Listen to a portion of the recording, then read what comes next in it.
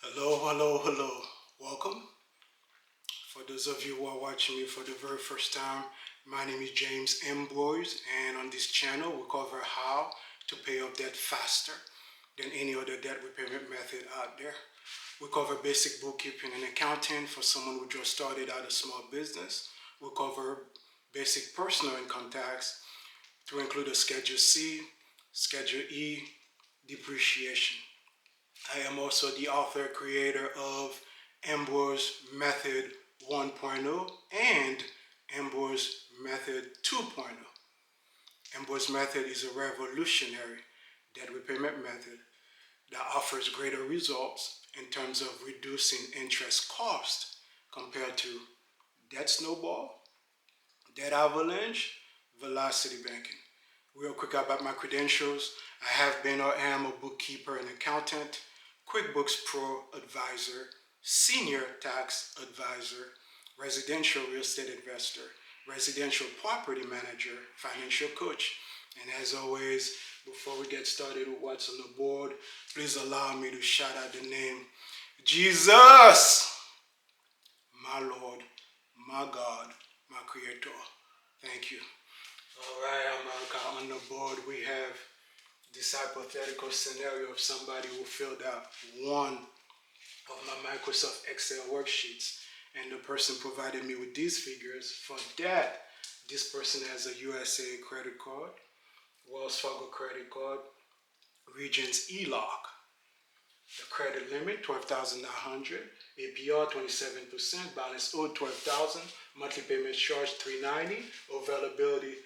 America, remember from lesson 1 that the availability is the relationship between the credit limit and the balance owed. That relationship calls for a subtraction operation, 12,900 minus 12,000, that's how we'll have at 900, okay? Credit utilization. Credit utilization is the relationship between the balance owed and the credit limit. That relationship calls for a division operation, 12,000 divided by 12,900. That's how we arrive at 93.02%. Okay? Payment rate charge. Payment rate charge is the relationship between the monthly payments charged and the balance owed. That relationship calls for a division operation, 390 bucks divided by 12,000, that's how we arrive at 3.25%. Okay? Now, on the USA credit card, right now, USA is not currently offering any balance transfer promotions. Okay? On the Wells Fargo credit card, right now, Wells Fargo is not offering any balance transfer promotions. Okay? On the Regions ELOC, it is a 10-20 ELOC, which means it's 10-year draw, 20 years repayment, so 30 years total. And right now we're on year 4 of 30. So we're still inside 10 years. So we're still inside the draw period. Okay? And remember, for our purpose only, when the ELOC is in the draw period, it is considered revolving credit account. When the ELOC is not in the draw period, so when the ELOC is in the repayment period, it is no longer, for our purpose, America, it will no longer fall in a revolving credit account category. It will fall in the installment credit account category. And again, for our purpose, when we're using Ambroise Method, not for credit report purposes, for our purpose when we're paying off debt. That's how we treat the ELOC. Okay? Whether we could use it and reuse it, or whether we cannot use it during the repayment period. Okay? That's how we treat it for our purpose only. Okay? And again, I'm not saying the Regions ELOC is an installment credit account. No, this is how we treat it when we're paying off, again, debt using Ambroise Method. Okay? All right. Expense bills that could go on a credit card, 2,500. Okay? All right, America, I'll give you about 5-10 seconds to take a look at what's on the board, and then we're going to start with the exercise.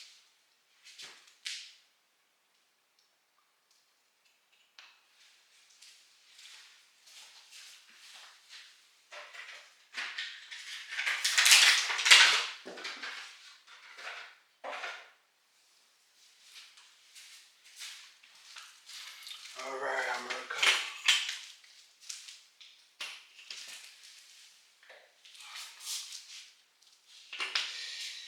Now, today we're doing case study number 5. And today's date is May 17,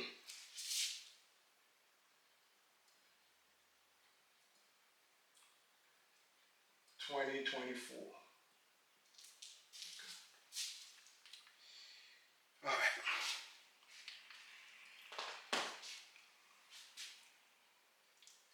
America, today we're going to try to determine where excess payment needs to go. So cash flow, extra payment, excess payment. This is what we're going to try to determine today, where excess payment needs to go. Okay. On the board, I have what we call the Card Act. Okay. Back in 2009, House of Representatives and the Senate, so Congress, got together and they created what is known today as Card Act. That is the Credit Card Accountability, Responsibility, and Disclosure Act. Card Act for short. Okay? And since we're dealing today with the excess payment, so we're going to talk about the part of the Credit Card Act that covers excess payment. Obviously, the Credit Card Act covers more items than just excess payment, but today, again, we're going to be dealing only with the part of the Credit Card Act that deals with excess payment.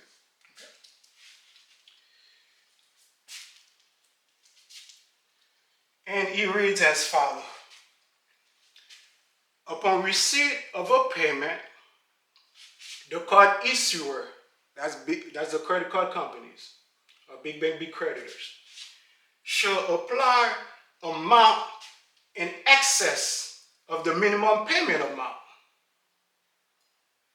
First, to the card balance bearing highest rate of interest, and then to each successive balance bearing the next highest rate of interest until the payment is exhausted. Okay. We're going to kind of take it one by one. Okay. Congress got together, America, and created this rule. Obviously, in the past, the credit card companies were doing all kind of nonsense. They were abusing the system.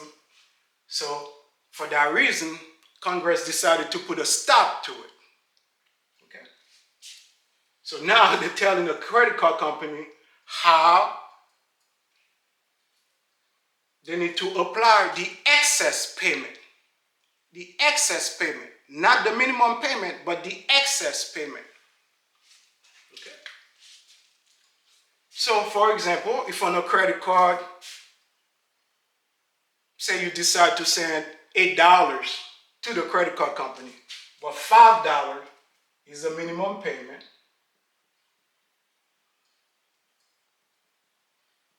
So $5, remember you decide to send 8.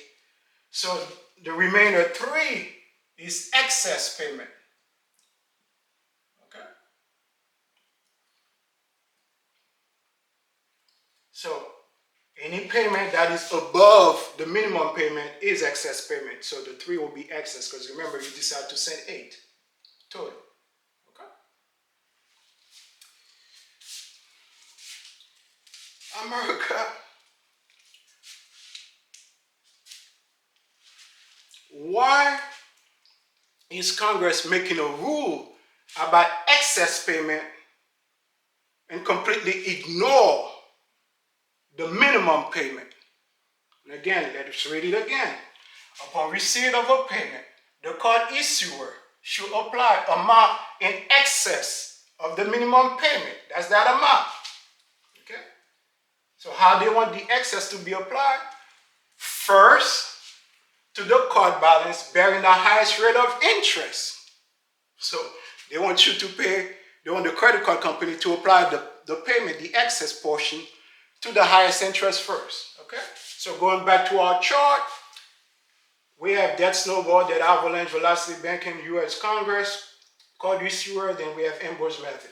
So for U.S. Congress, dealing with the excess portion now, they want the excess first to the card balance bearing the highest rate of interest. So they want credit card company to apply the payment to the higher APR. So we right here. Okay.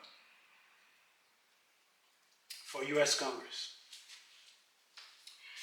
And then to each successive balance bearing the next highest rate of interest. So when you're completely done with the highest interest one, then the next one gonna be the next highest interest. Okay? Until the payment is completely exhausted. Okay? So for those of you who may not know, on one single credit card, you could have multiple interest rate. You could have varying interest rate. Okay? For example, say you have a balance on one single credit card. The balance is $6,800. Okay? You decide to send a payment for $1,000, but the minimum payment was $170. Okay? So again, remember the minimum payment in this case $170.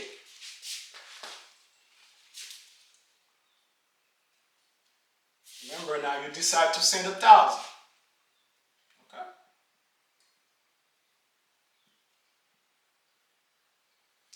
So the minimum is $170. Okay? The excess, because remember now, the payment that you send is $1,000. Okay? So the excess will be, it's like 830, but let's run it. 1,000 minus 170. Okay? 830. $830 is the excess portion. Okay? That excess portion, and just in case you didn't know, now U.S. Congress is in the debt repayment business. They also have a debt repayment method. Okay? They're telling you how to apply the excess payment. Okay? Just like there's a debt Snowball out there, there's a debt Avalanche out there, Velocity Banking out there. Well, U.S. Congress also have their own debt repayment method. Okay? With regards to the excess payment. Okay? So they would want credit card company to send $830. How? First to the card balance bearing highest rate of interest. Okay? So let's assume this person again, $6,800 that they hold on a credit card.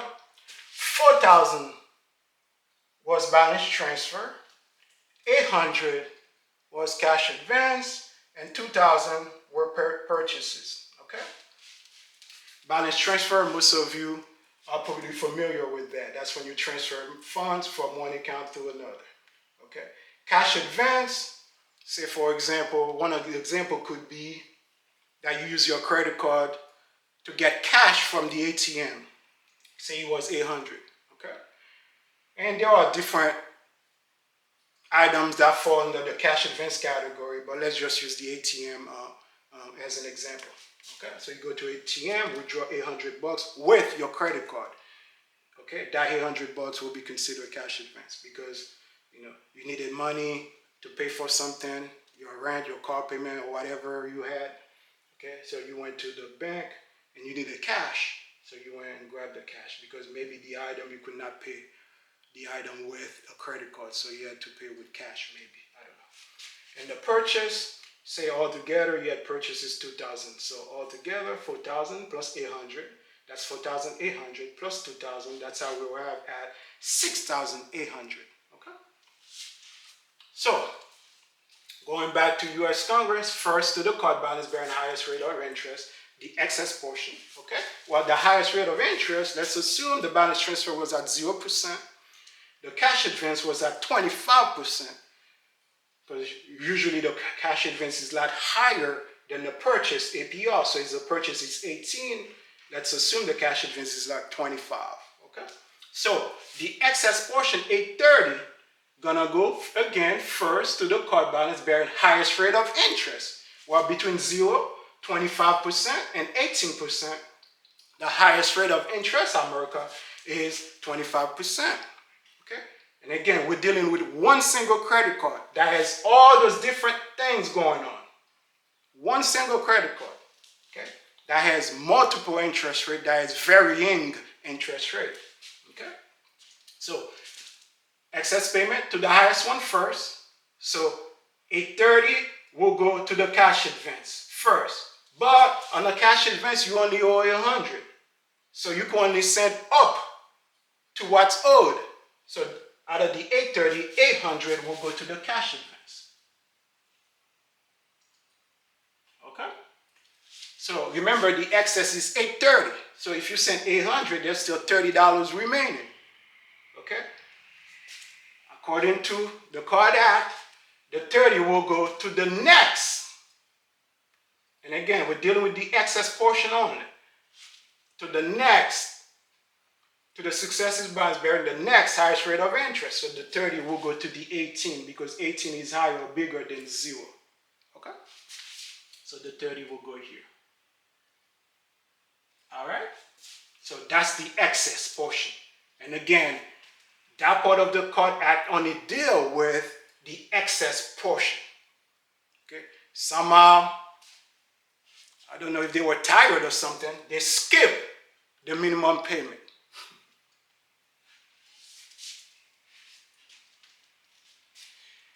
Now, America, by the way, nobody in America is going to be teaching you that stuff besides us over at Ambroise Method.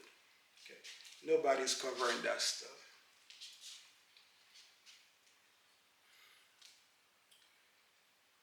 Again, the payment, the total payment was $1,000. The minimum payment was $170. Since the Card Act did not address the minimum payment, they've only addressed the excess payment. Well, which entity then determines where the excess, the minimum payment now needs to go? Obviously, America, you guessed it, it will be big creditors or the card issuers. So the card issuer will determine where your minimum payment goes. So card issuer.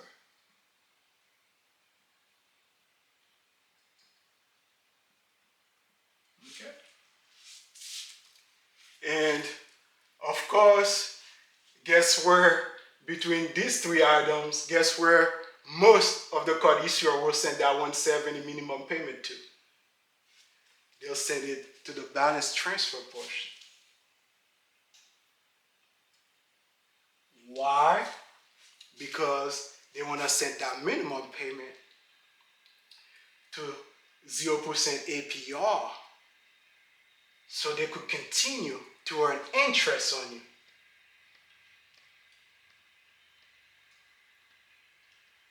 You see? So, credit card company, credit card issuer wants you to send, if it was up to them, because remember, in the past they were doing all sorts of nefarious activities. That is why Congress had to step in to let them know how to do it. Okay? So, card issuer will want you to pay the 0% one, which is the lower APR one. The low APR one, so that's card issuer.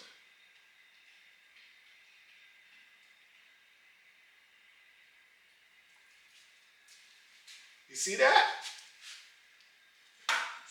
Congress is here. Card issuer is there.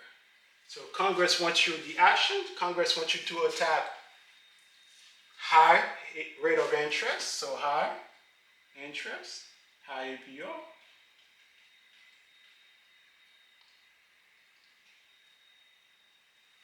And the card issuer, which is the credit card companies, they want you to attack low APR, 0%.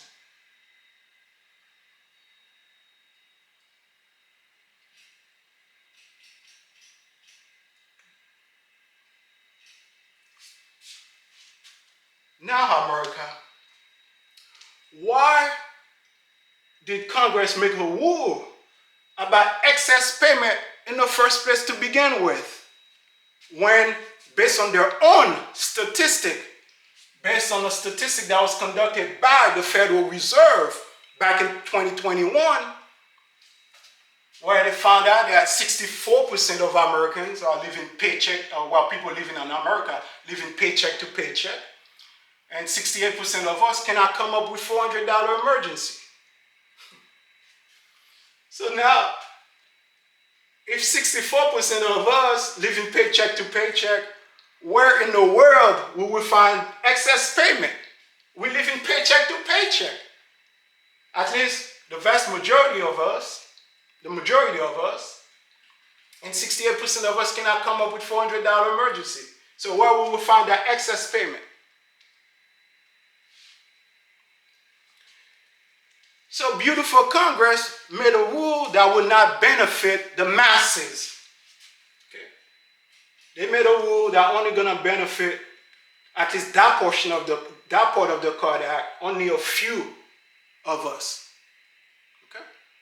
Because remember, when we have a credit card, everybody is required or everybody is asked to make a minimum payment. If you have a credit card, you have to make minimum payment, or you're going to be asked to make minimum payment. Okay? So that's 100% of the population that has to make minimum payment. 100% of us, if we have a credit card. But only a few of us have excess payment.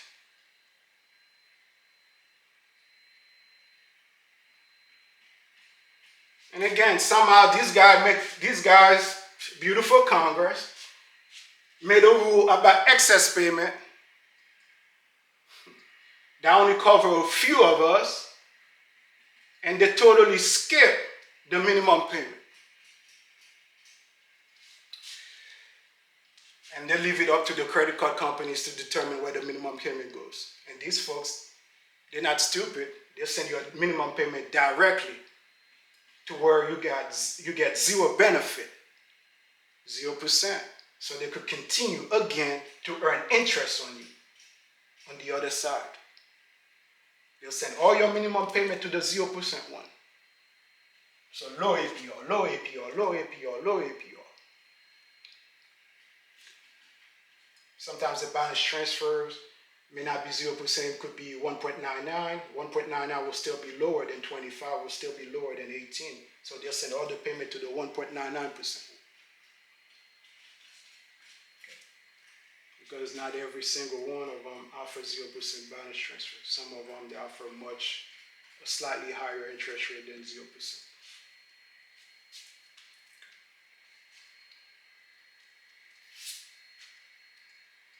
So America, for us here over at Ambroise Method,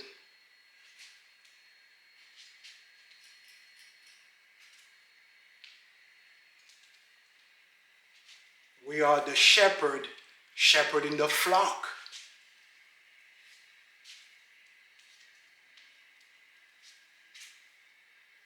Hopefully somebody could write to these guys, beautiful U.S. Congress, and ask them why they did not address the minimum payment, why they skipped the minimum payment and addressed the excess payment. So I was not in a room. If I were to guess, maybe, because big credit card company has a lot of lobbyists. These guys, they are very powerful in America.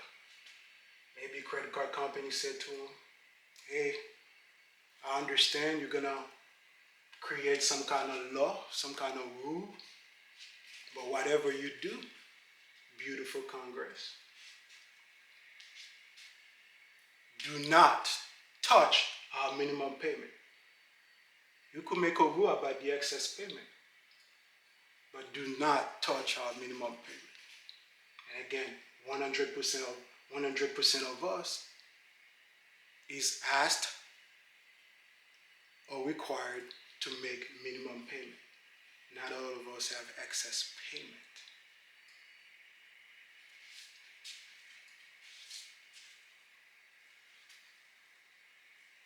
So these folks, it seems like U.S. Congress is colluding with big bank, big creditors. They're not trying to help us. They're trying to help big bank, big creditors. Completely ignore the minimum payment, which all of us have.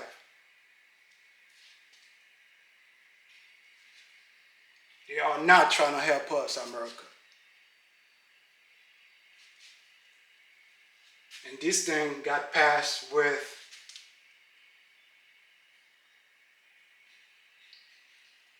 bipartisan vote. So both sides, the Democrats and the Republicans.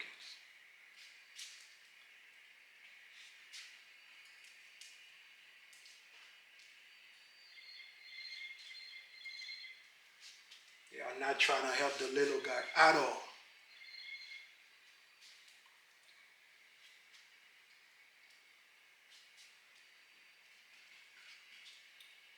All right, America. I'll give you about 5-10 seconds to take a look at what's on the board, and then we're going to continue with the exercise.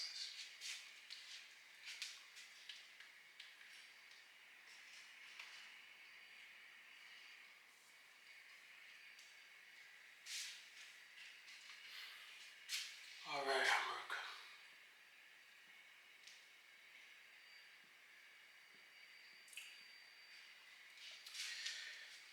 From past lessons, America, past lessons, we talked about 4 grab and go method.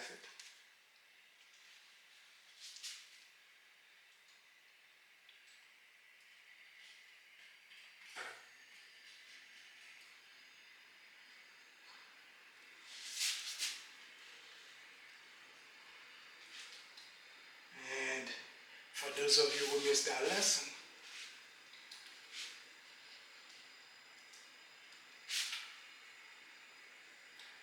a grab and go method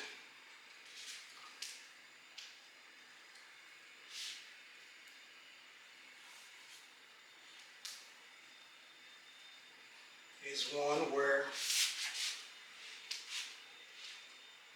you grab one item, send minimum payment to everything else, and cash flow, that's where you need to go, to that one item. Okay. And by the way, if on the balance transfer side, if you send 470 here, the remainder balance would have been, real quick, 4,000 minus 170, 3830. So you sent 800 there, so you add 0, you send 30 bucks, so the remainder balance before interest would have been 1970. Okay, for a card that has varying interest rate. Okay. All right. 4 grab and go method.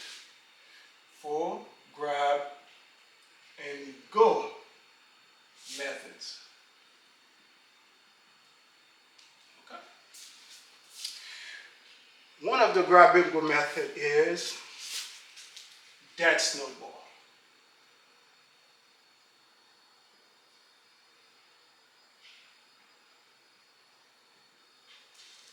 Debt snowball, America wants to attack the lowest balance.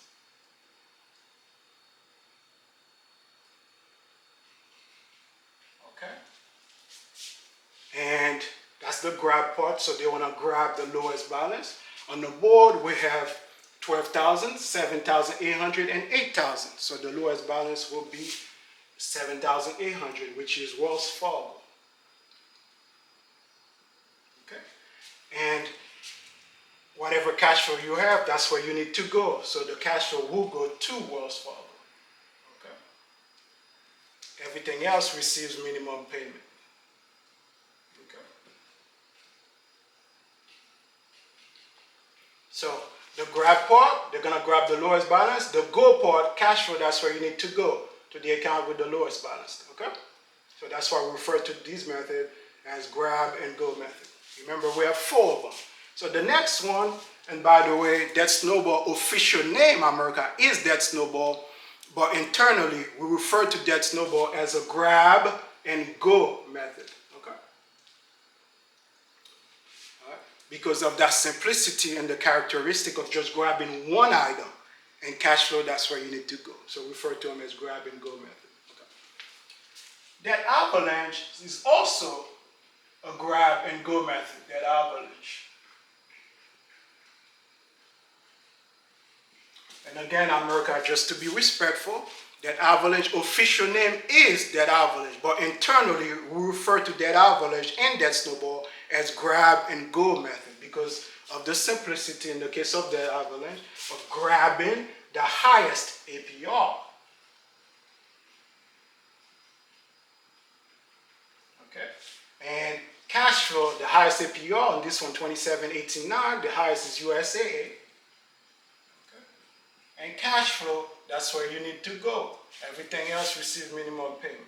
Every other account. Okay. All right. The official name, that Snowball. The official name, that Avalanche. Internally, we refer to them as grab and go method. We have 2 additional grab and go method, America. One is the monthly payments charged. So we're just going to put MPC. On the monthly payments charged, these folks, they want to grab, this group wants to grab the highest monthly payments charged.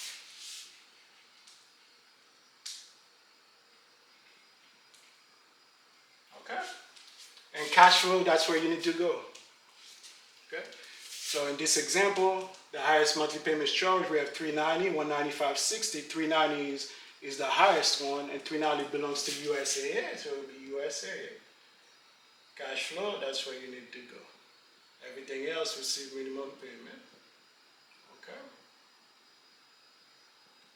And the 4th and final grab and go method we have is the payment rate charge. The payment rate, for the payment rate charge, you look at the payment rate, you want to grab the highest PRC, payment rate charge.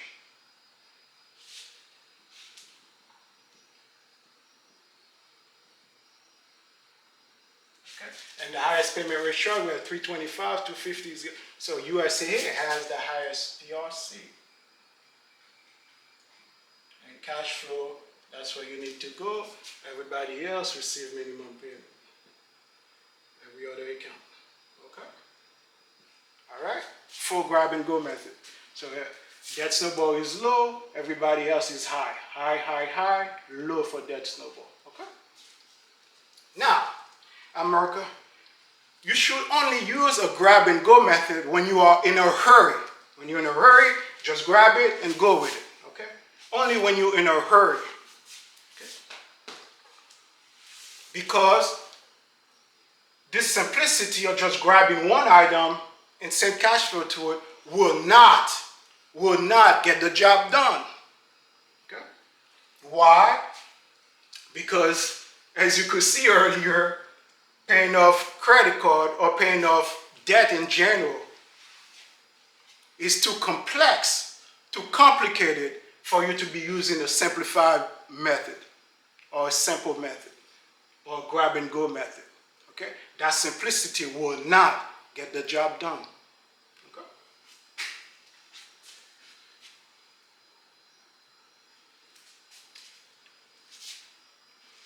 All right, America, let me give you about 5-10 seconds and then we're going to continue with the exercise.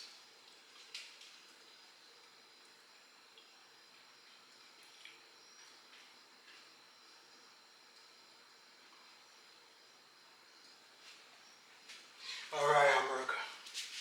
Now, since U.S. Congress is also in the debt repayment business,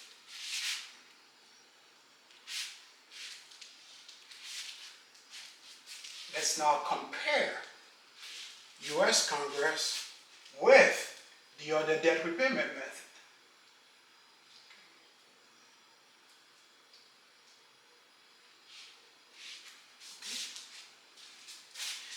U.S. Congress, America wants you to pay the higher APR with regard to the excess payment.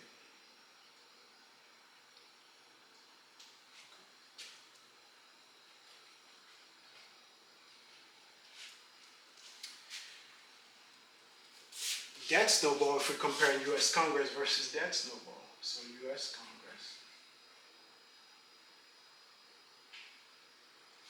versus debt snowball.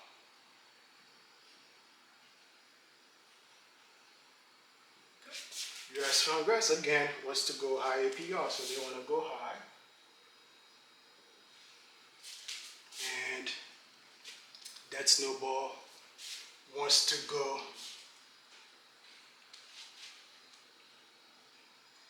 in this particular example, they wants to go low because the lowest balance account is 7,800. That's the Wells Fargo, and Wells Fargo is at 18%.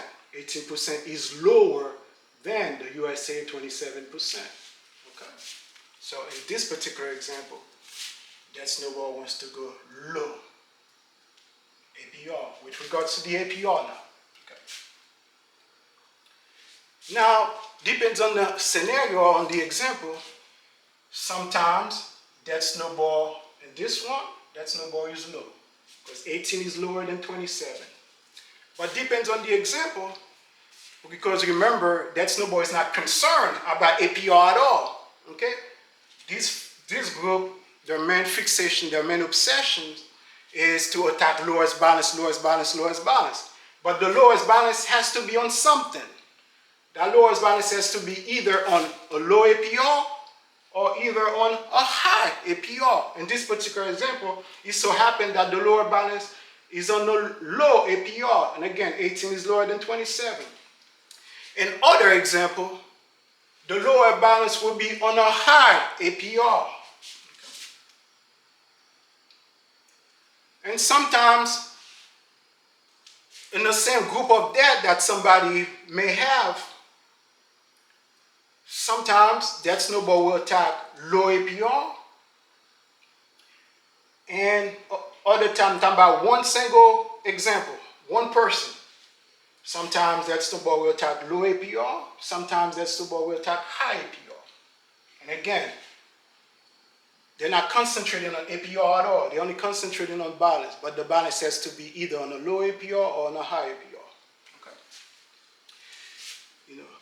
And what I meant by the same example or the same person, because remember, they want to knock out the lowest balance first, and then whatever minimum payment on that low balance, they want to roll it over to the next lowest balance account. Well, the first lowest balance account might have a low APR. Sometimes the next balance account might have a high APR. Sometimes for one person, for one client, they could be doing both. They could be attacking low and attacking high. So low on one account, and then when they move over to the next account, they're attacking high. So it depends on the example. They could be doing both. Okay? All right. So now, because that snowball is doing low and high, okay, which could create some kind of confusion, they do not, America, have what we call a cohesive message. Okay. So for that snowball, in terms of cohesive message, with regards to the APR, they do not have a cohesive message on the APR. Okay. And again, sometimes they're low, sometimes they're high. Okay. This group seems to make up his mind what he wants to do. Okay. Indirectly. That snowball, do you want to attack low APR today? Or do you want to attack high APR tomorrow? Or for one single client, do you sometimes want to pay the low APR account for that client? And the next account, do you want to pay the high APR account for that client? So, a lot of confusion when you're using that snowball in terms of the APR, with regards to the APR. Okay. So now, comparing them with U.S. Congress wants you to attack high APR with regards to the excess payment. That snowball, sometimes low, sometimes high. Not a cohesive message. Okay. So, but in this particular example, Wells Fargo is the lowest balance, 18%. So in this example, you'll be low. Okay. So now, America, Congress wants to go high. That snowball wants to go low. For this example.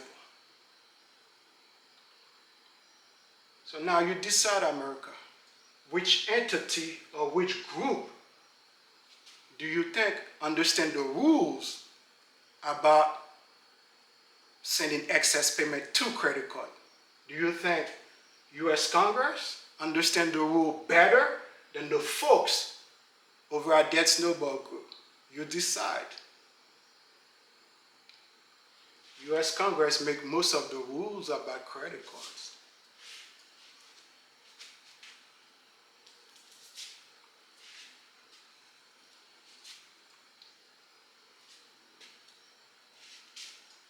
So now, America, let's move down to, let's compare U.S. Congress, this time with that Avalanche.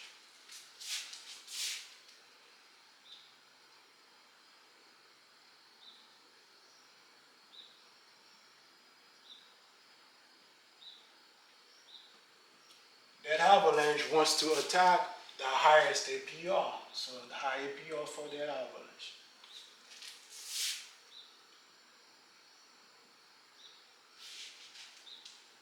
U.S. Congress wants to attack high APR.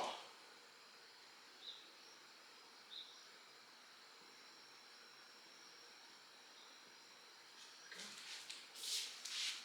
Looks like the results is about the same. High, high.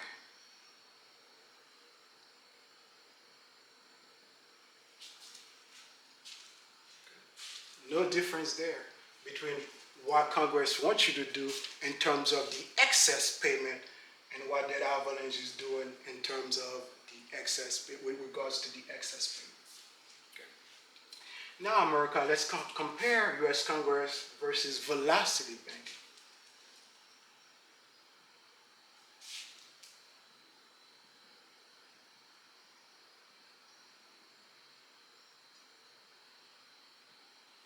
With regards to the excess payment.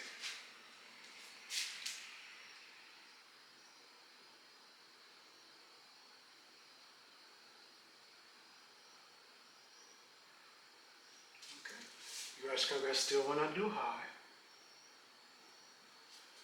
Velocity banking, you know, these folks, they chunk.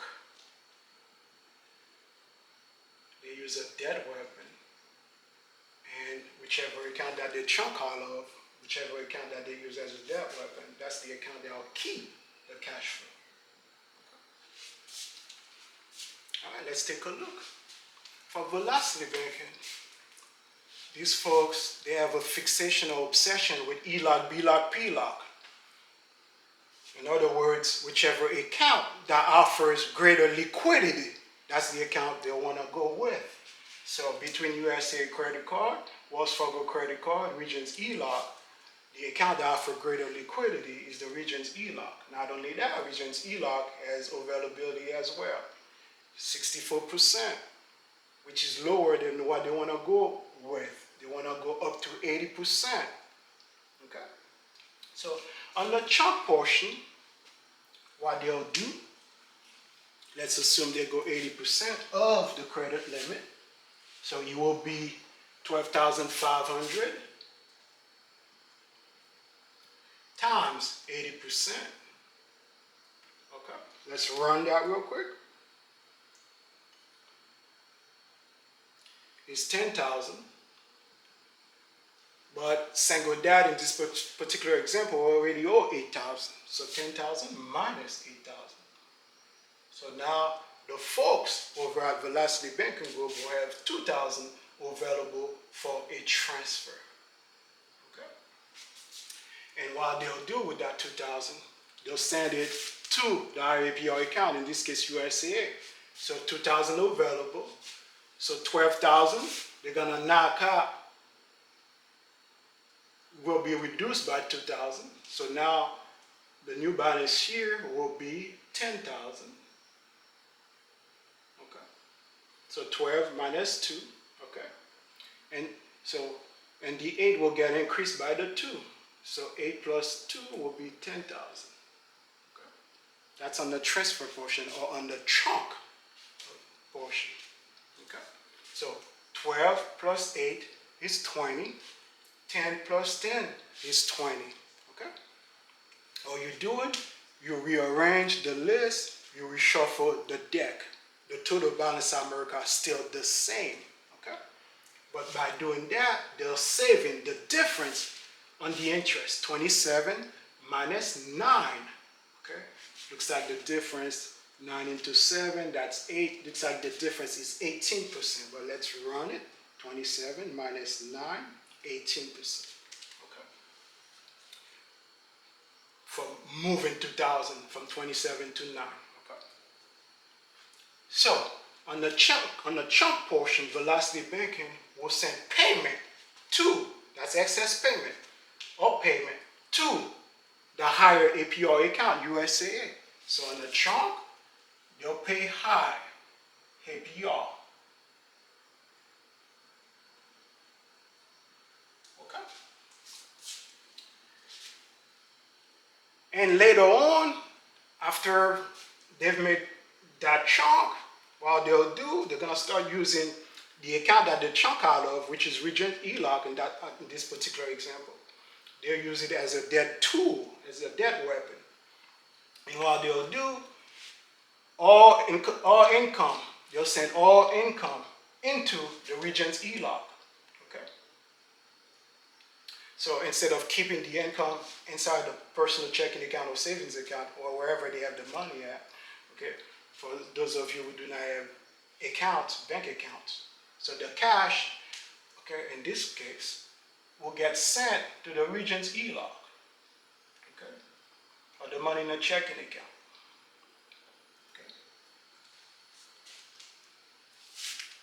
Okay. And they'll keep doing that process for 3 months, for 6 months, for 9 months, and they'll use that Regent's ELOC to pay all debt. Okay, so Regent's ELOC will receive all the income for 3 months, 6 months, 9 months, 1 year. Okay, so in essence, by sending all your paycheck or all your global income into the Regent's ELOC, in essence, America, you're making a payment to the Regent's ELOC, because when you send the income to the Regent's ELOC, just like the USA got decreased, the Regent's ELOC balance will get decreased. So that 10K, the new 10K balance will get decreased. Okay, when the income touched down. Okay, so they are paying the Regent's ELOC, and the Regent's ELOC is at a low APR. So in essence, they are paying a low APR. You see that?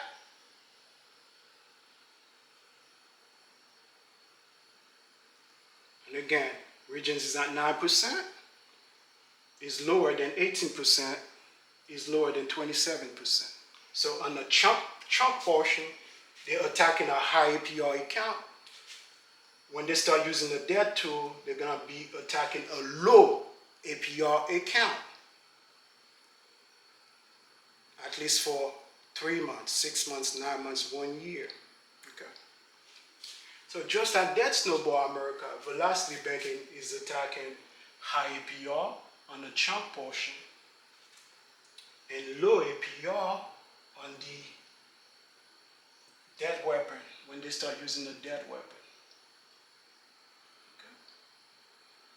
So they are doing both, just like that Snowball is.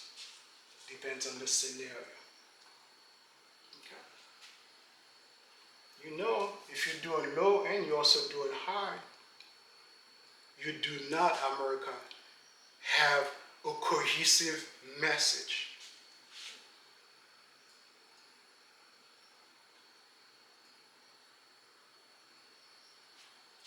All right. And again, Sometimes this group wants to attack high APR when they trunk, okay? In the same month, in the same cycle, or maybe on the next cycle, they want to attack low APR when the income start touching down the debt weapon or the debt tool, in this case, Regions ELOC. Sometimes they want to do high, sometimes they want to do low. Sometimes they want to do high, just like that Snowball. Sometimes they want to do low, okay? There is a lot of confusion when you're using these methods.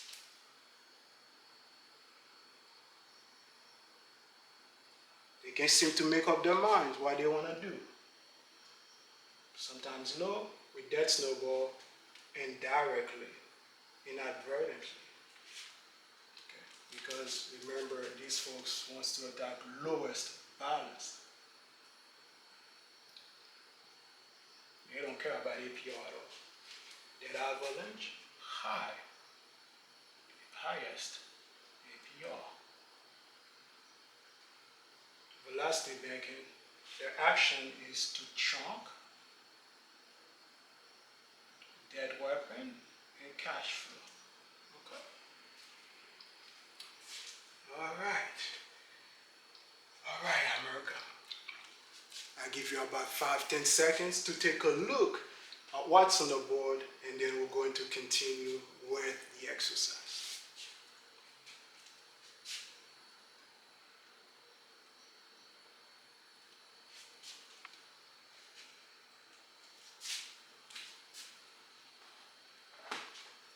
All right, America.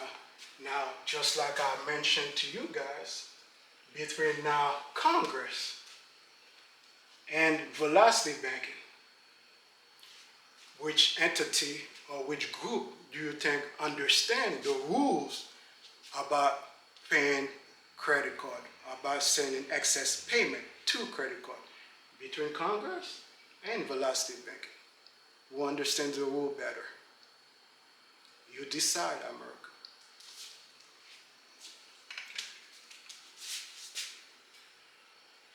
Now, let's move over to the card issuer, because they have a preference. Their preference is to attack low APR, the card issuer. There it goes.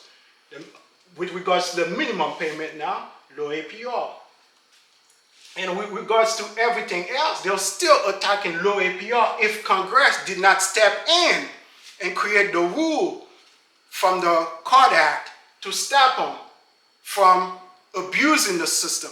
Because these guys, they will continue to send payment to low. So much so that Congress had to step in. Okay? So whether it's minimum payment or excess payment, if it was up to the card issuer, they would still want you to attack low APR. And again, at least most of them, and again, so they could continue to earn interest on you. Okay? So now let's compare card issuer, like I aforementioned, with that Snowball, with that Avalanche, and with velocity banking.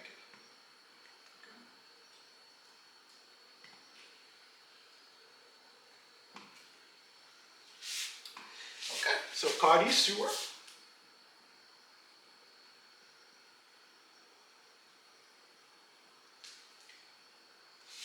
versus that Snowball. Okay?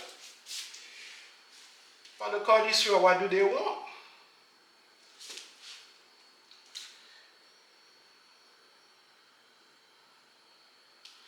The card issuer wants to attack their preference, if it was up to them, the low APR.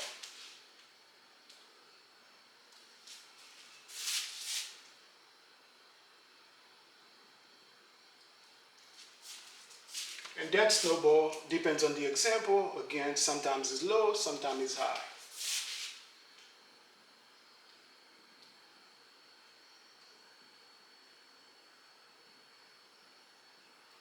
In this particular example, again, that Snowball will attack the lowest balance. Lowest balance is at 18%.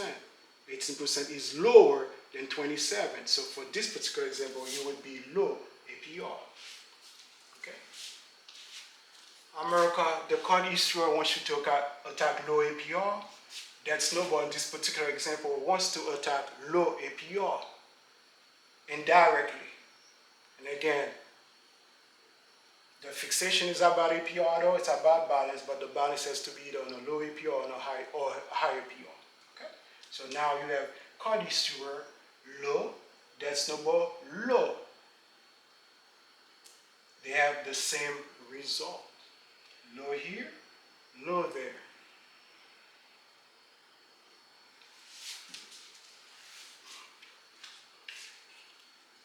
Which means America, for this particular example,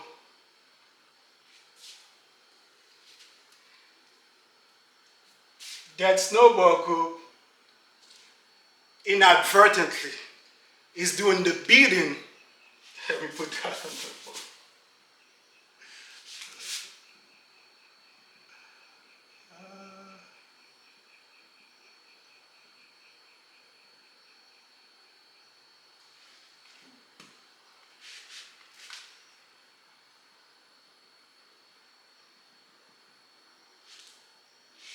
Of big banks, big creditors, or card issuer.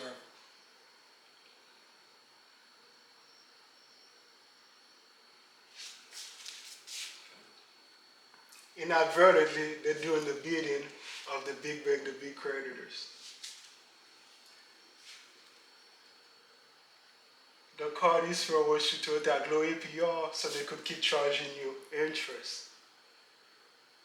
Attacking low APR is always to their advantage, not to your advantage. That's Snowball in this particular example attacking low APR. Not good. Not good, America. When you're doing the bidding of the big bank, the big creditors inadvertently, indirectly. So in essence, that snowball group is becoming agent of the big bank, the big creditors. Again, indirectly, inadvertently. Agent.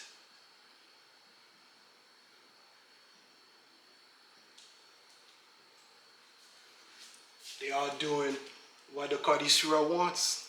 Card issuer wants every American, if it was up to them, before Congress stepped in, everybody to attack low APR. That's what card issuer wants. And this group is also attacking low APR, just like the card issuer wants.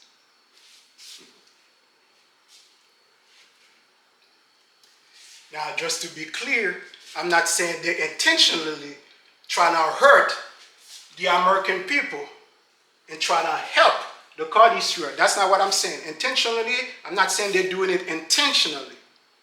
Okay? It just so happened that this is what they're doing in some example. Okay? All right? So I just want to be clear. Okay? They don't go out there trying to hurt the American people. That's not this group goes out there. I don't believe that's what they go out there to do. Okay? It just so happened that way. Okay? So now let's compare card issuer with that Avalanche.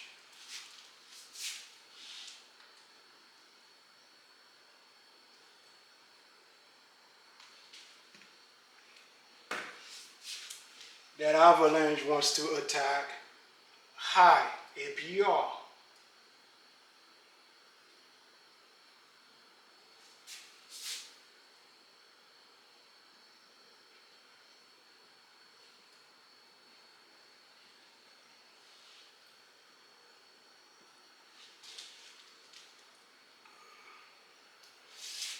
And card issuer wants to attack low APR.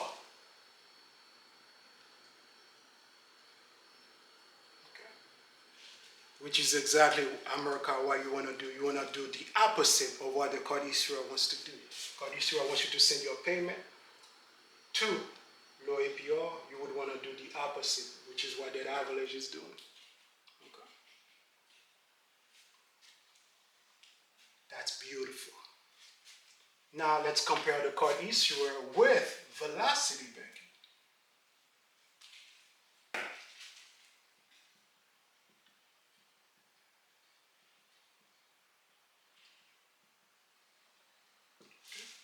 Card issuer wants to attack low APR. Velocity banking, sometimes they are attacking low APR, other times they are attacking high APR. On the chunk, again, high APR, sending payment to high APR. Using the debt tool, they're sending payment to low APR. Okay? So on the chunk, high APR, 12 become 10. On the debt tool, for 3 months, 6 months, 9 months, low APR, 9%. Okay? So these folks here, high, and then they're low. Okay?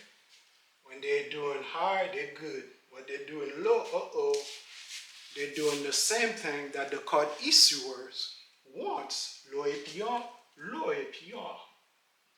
Okay? So just like that Snowball, Velocity Banking Group is doing the bidding of the big bank, the big creditors, inadvertently. Okay? And they are becoming agent of the big bank, the big creditors, because they're doing what the big bank, the big creditors want, or the card issuers. Okay? And again, just to be clear, I'm not saying they purposefully go out there and try to hurt the American people for doing what card issuer wants. Okay? Before Congress steps in. Okay? It just so happened it worked out that way. Okay? For them, for 3 months, 6 months, 9 months, continuously. If they have more account and they knock out one account, same thing, 3 months, 6 months, 9 months for the next account. If there are more accounts on the board, and again, 3 months, 6 months, 9 months, okay, for the third account. Okay. All right. So you do not, America, want to follow a method that is helping big bank, big creditors, or at least try not to follow a debt repayment method that is helping big card issuers. Okay? Because whenever you're doing the same thing that this guy wants, card issuers, you know that you are doing something wrong. Okay? All right, America, I'll give you about 5-10 seconds to take a look at what's on the board, and then we're going to continue with the exercise.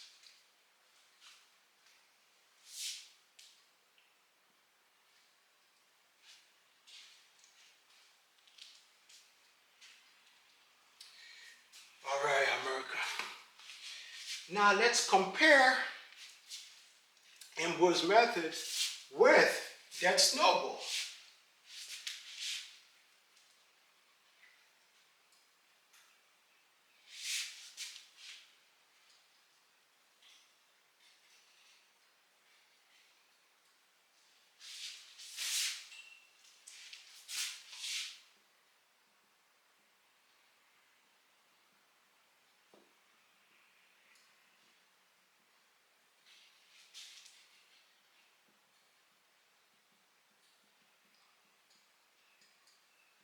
Okay. This group wants to attack again the lowest balance. And what they'll do with the lowest balance, send cash flow to that lowest balance. So they're using the C when you're paying off debt, which is cash flow.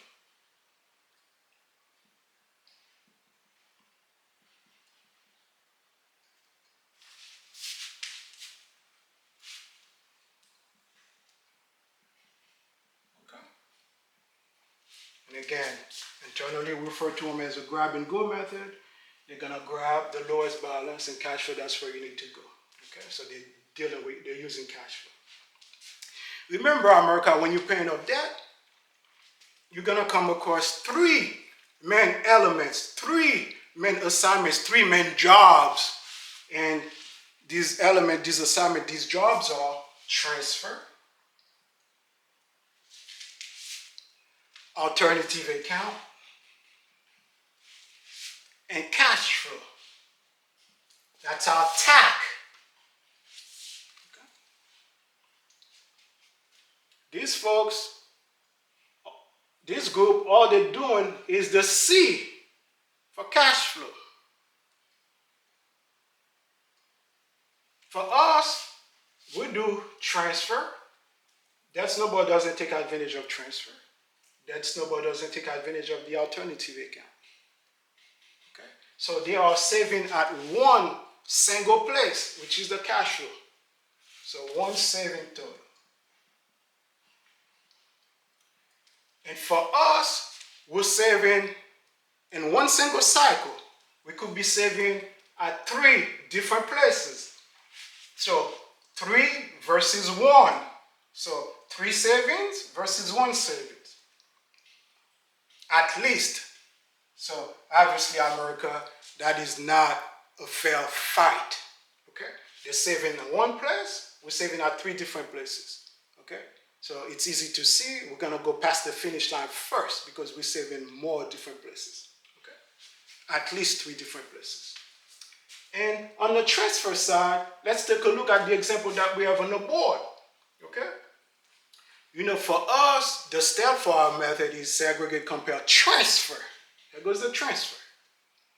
And we were always trying to relocate balances from a debt that has a higher APR. We're going to try to dump some of these balances into debts that have low APR.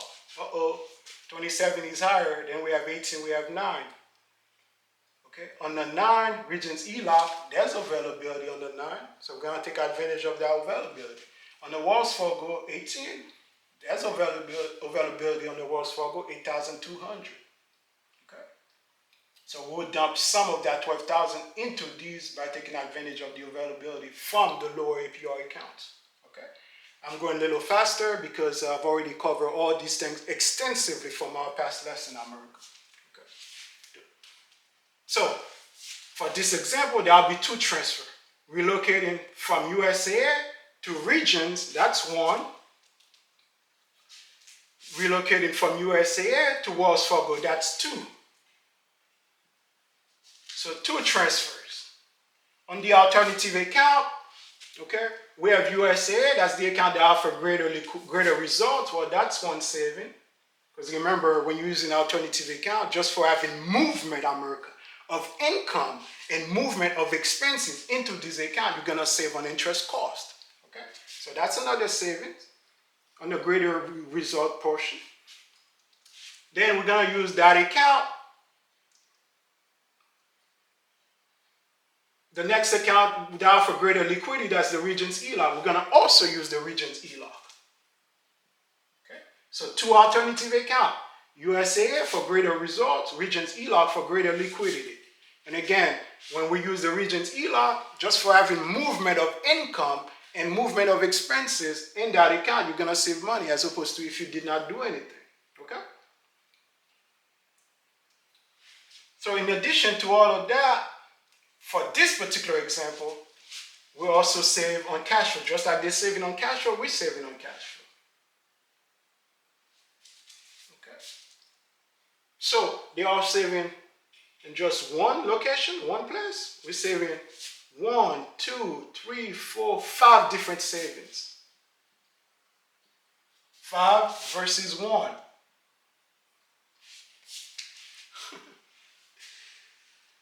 Which one you think, America, are going to go past the finish line first? They're doing one thing. We're doing at least 3 things. But inside of them, we could be doing 2, 3, 4, 5 different transfers. Okay? So it could be 3, 5, 6, 7, 8. Depends how many accounts we have. Okay? America, when you're running Ambroise Method, we're trying to save you not at just one location. We're trying to save you more in multiple locations. Okay? This is how you properly pay off debt. Okay. So these folks over at that Snowball, they do not go far enough in saving you money. One place, for us, at least 5 places, or at least 3 places. If it's only 1 for each, at least 3 places. But for this particular example, it's 5 places. And again, one transfer, that's a saving. Because remember, each transfer is relocating money from one APR to another APR. In essence, you're saving the difference. 27 minus 9, you're saving that difference. Then 27 minus 18, you're also saving that difference because you're relocating balances from one account to another. So the difference, that's your savings. Okay. So 2 savings there on the transfer. Alternative account. These folks, they don't use alternative account. And we usually use one for greater liquidity, greater results. Sometimes we even use a third one for movement of income and movement of expenses. But in this particular example, the third one will be the same as USAA. So it's only 2. So 1, 2, 3, 4, 5 on the cash flow side. Okay.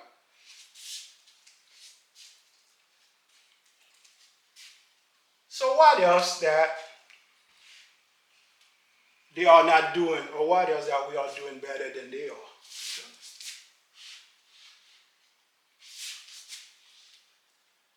These folks, Velocity Banking Group, this group likes to talk about how for paying off the lowest balance, you're gonna take the minimum payment on that low balance and you're gonna roll it over to the next account. That's the so-called snowball effect. Okay. Let's go over it real quick, America. When this group, that Snowball, pay off the lowest balance account, which is Wells Fargo, okay,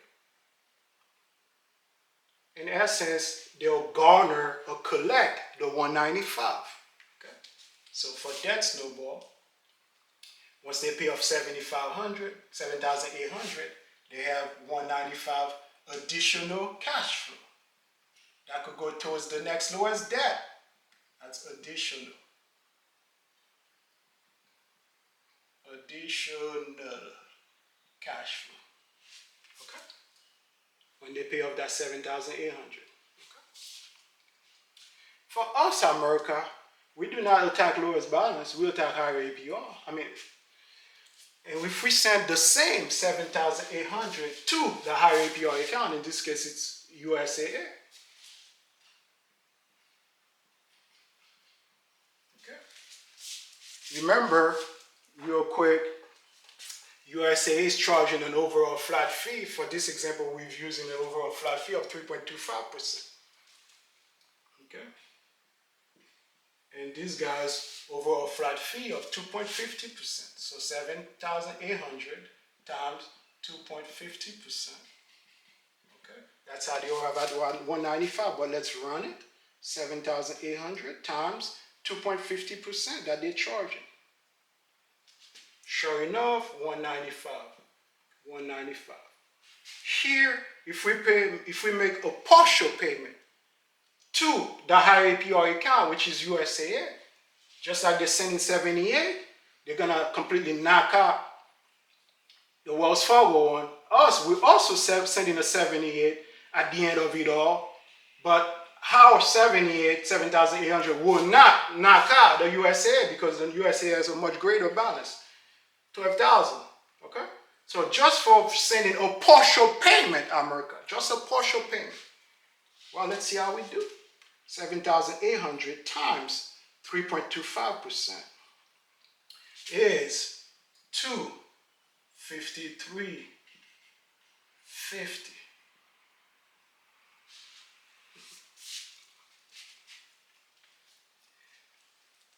That 253.50 will go towards debt. So that will be 253.50 in additional cash flow. Okay. Here, for them, that Snowball Group, for attacking the 7,800, once they completely knock it out, they'll have 195 in additional cash flow. Us, if we send the same 78 for comparing an apples to apples, for having an apples to apples comparison, we'll have 253.50 in additional cash flow. So which one is greater? Which saving is greater? Which one has the biggest cash flow? 253.50 versus $195.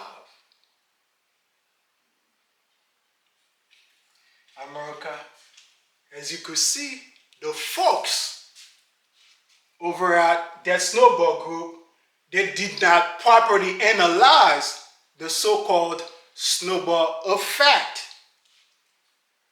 Here, they're going for a lower baby snowball effect, 195. Over here, we're going for a higher, bigger snowball effect to go towards that.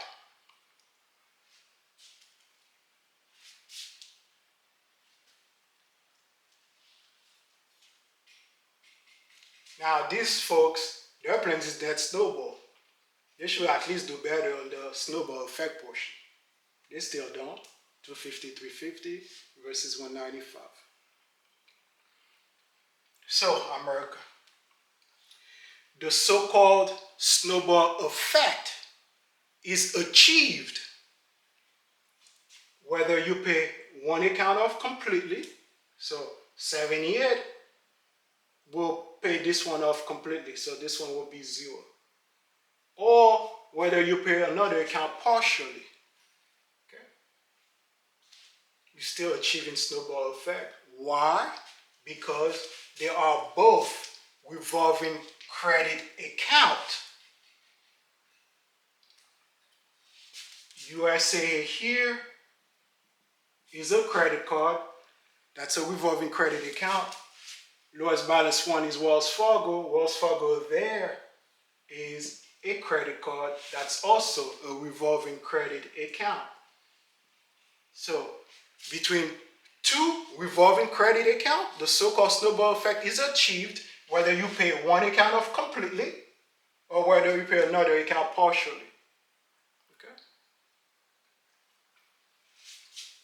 Because as you send payment to that one, the monthly payment charge will become 0 on that one and cash flow will go up. Same thing as you send payment, 7,008 payment to this one, the monthly payment charge will go down, which means cash flow will go up. And in their scenario, cash flow went up 195. On ours, cash flow went up 250, 350. 195 to go towards next lowest debt, 250, 350 to go towards debt. And again, 250, 350 is a bigger, greater savings than 195. So this idea of attacking lowest balance, lowest balance, lowest balance,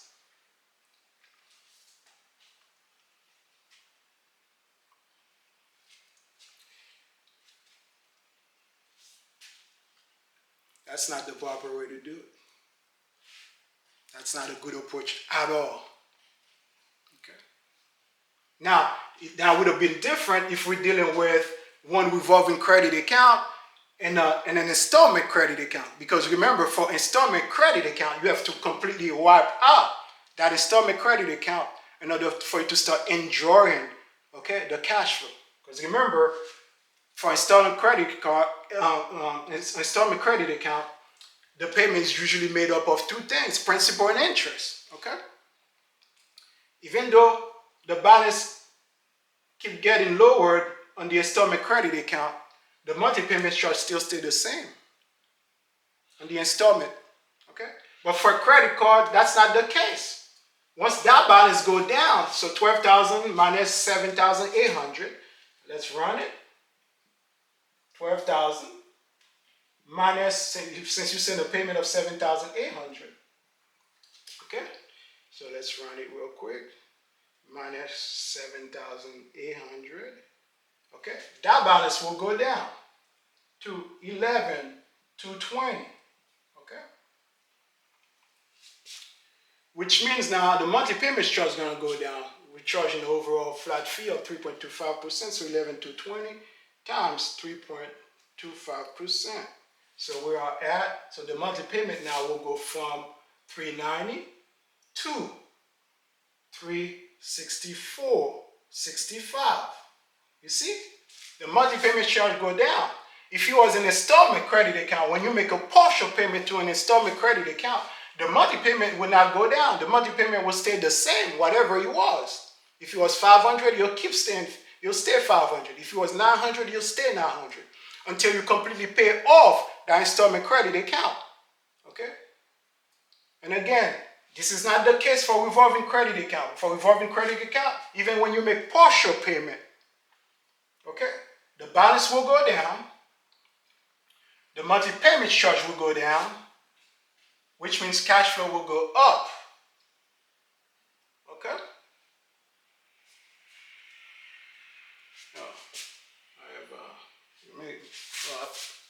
let me see. That's 7,500. Let me run it one more time.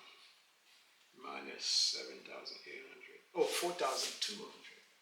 4,200 times 3.25%. 136.50. 136.50.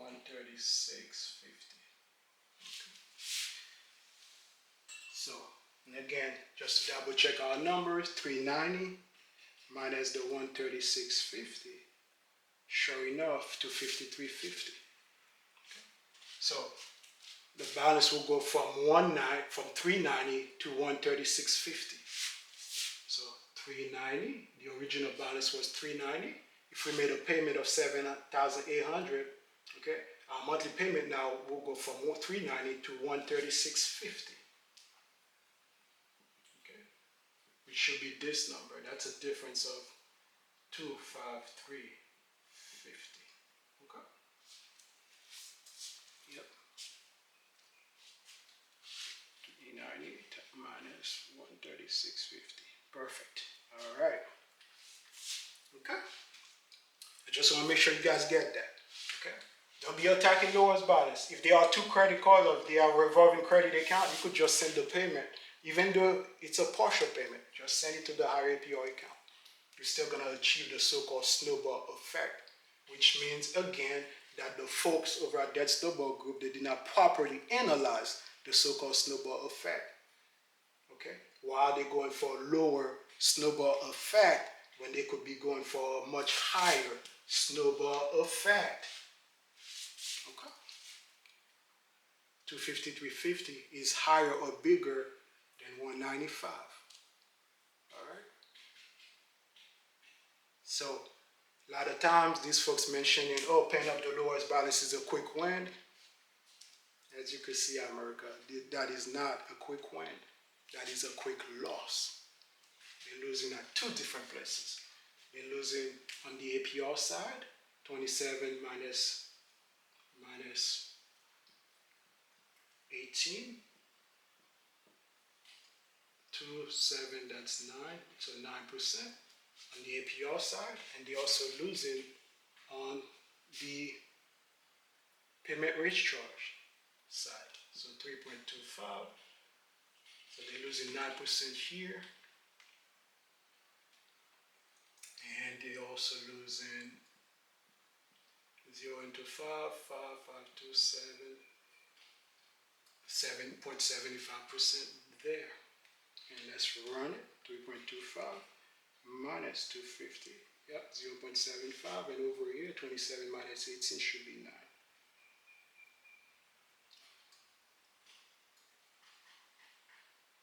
Okay. So, two losses. One on the APR side, which is the standard, the barometer. Okay. Because when you're paying off debt, okay, just like Congress established the standard, you need to pay higher APR. Okay, according to Congress. Okay, and other places that don't matter as much, which is the payment rate charge, they're also losing 0.75. And again, 0.75 times the payment, you should arrive with the difference. Okay. All right, America, that was Ambroise Method versus Debt Snowball with regards to the so-called snowball effect. Okay. America, another thing the folks over at that snowball group likes to say is that when we pay off the low balance,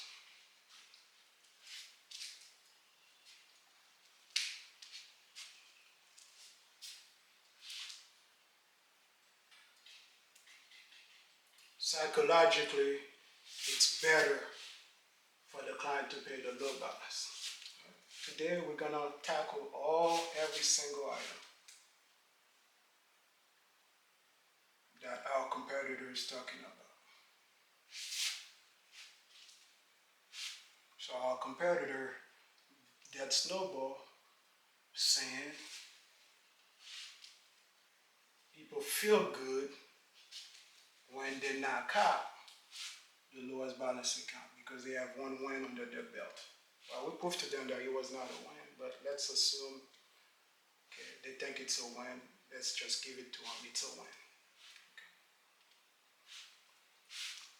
Even though over here at Ambroise Method, we don't give any kind of participatory trophy when you lose it. They've lost 2 places, but let's just give it to them. Make an exception, give it to them, so we could prove our point. Okay. That Snowball America wants to attack the lowest balance. Okay. And they'll send cash flow to that lowest balance account. Still, Wells Fargo. Okay. For us, remember, we are not a grab and go method. We don't rush in and start sending cash flow into account. We like to first rearrange, reorganize, reshuffle the deck first. Okay? That is why we transfer. Part of our step is segregate, compare, transfer. Okay? On our method, America, we are extremely aggressive. Sometimes we go as close to 100% really. But in this particular example, since we have an ELOC on the board, we're going to go 98% of the ELOC. Okay? Just to prove to them. So, Regent's ELOC, 12,500 times 98%. Because remember, for us, we like to transfer first. We don't send cash flow to account first. We rearrange the deck first. So 12,500, and we always want to relocate balances from account that have higher APR. The higher APR is 27%, and we're going to dump that balance into accounts that have low APRs. So 9% so far is the lowest one. So, and we'll go as high as 98% on the Regent's ELOC. So 12,500 America times 98%. Okay. Folks, if I'm going a little faster, remember I cover all those items from past lessons. We have the lessons first, and now I'm starting to do case studies. Okay, so then today's case study number 5. Okay, so somebody, if you are new to the channel, make sure you watch the lesson first. Okay, so 12,500 times 98%. We are at 12,250. Okay, but single dad in this particular example already owe 8,000. So 12,250 minus 8,000. Okay. So now we have 4,200 available for a transfer. Okay. So what would happen? The USA account, USA credit card. So the credit limit will still stay 12,900. APR 27%. Balance owed. Now remember, we're going to dump 4,250 or relocate 4,250 from the USA, and we're going to dump it onto the Regent's ELOC. So 12,000 is going to get reduced by 4,250.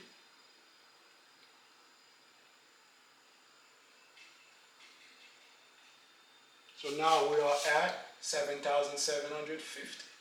Okay. All right. Let's stop right there. Wells Fargo. Remember, we did not touch Wells Fargo. So Wells Fargo will stay the same, 16,000. The APR 18%. Balance owed 7,800. In region, we did touch regions, so regions will go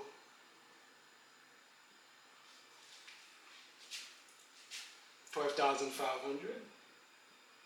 APR 9%. And the balance owed, you'll get increased by the availability. So 8,000 plus 4,250. 8,000 plus 4,250 is 12,250. 250, which is 98% of 12,500.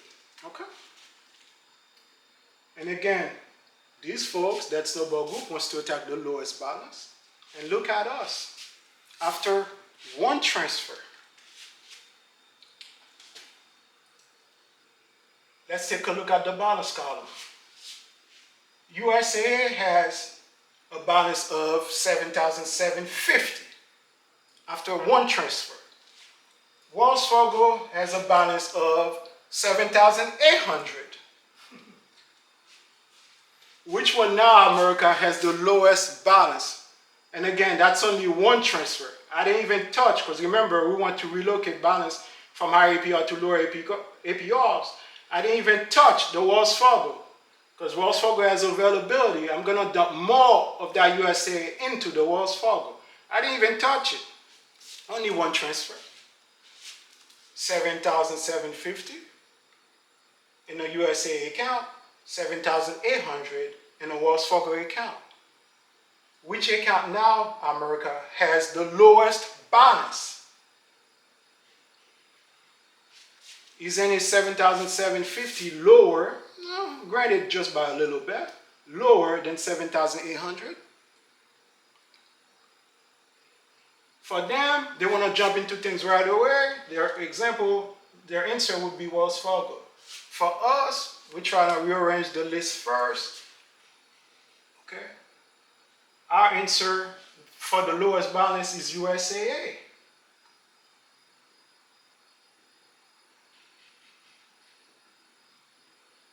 Wells Fargo for them has the lowest balance.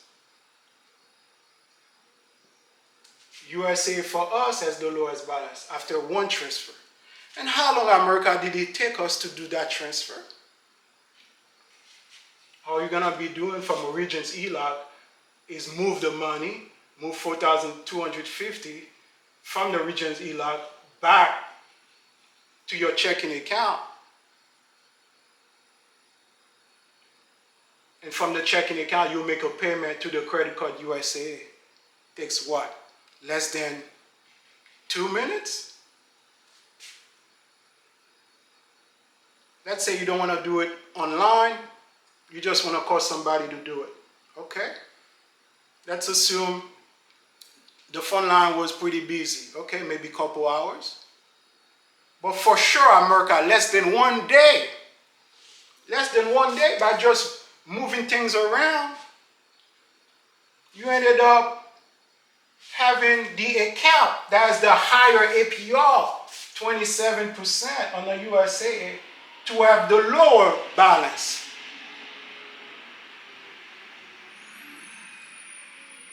This is why we refer to America as best of both worlds. Best of both worlds is not to be paying low balance account on low APR, which is a big disadvantage. Because you're paying 18% when you have a 27% on the board. So you're going backwards. Best of both worlds is to have the account that has the lower balance, in this case USA, after one transfer.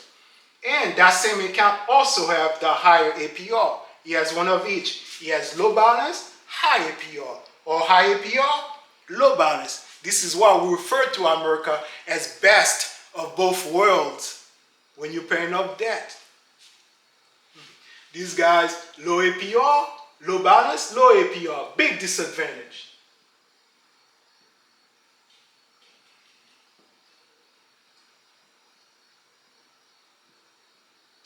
Okay, remember, low on low is no good. Low APR, low balance. Low balance, low APR, not good. You want to have one of each, if that matters to you. Okay. Lowest balance, 7,750. High APR, best of both worlds.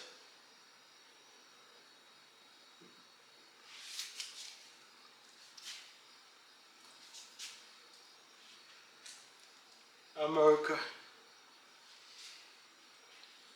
you have to find someone who truly enjoys numbers, who truly understands numbers. Not just somebody that's just looking at numbers, someone that could look behind the numbers and try to demystify, try to decode, try to analyze what goes on behind the numbers. Okay. Here over at Ambroise Method, we are specialists when it comes to paying off debt. Okay.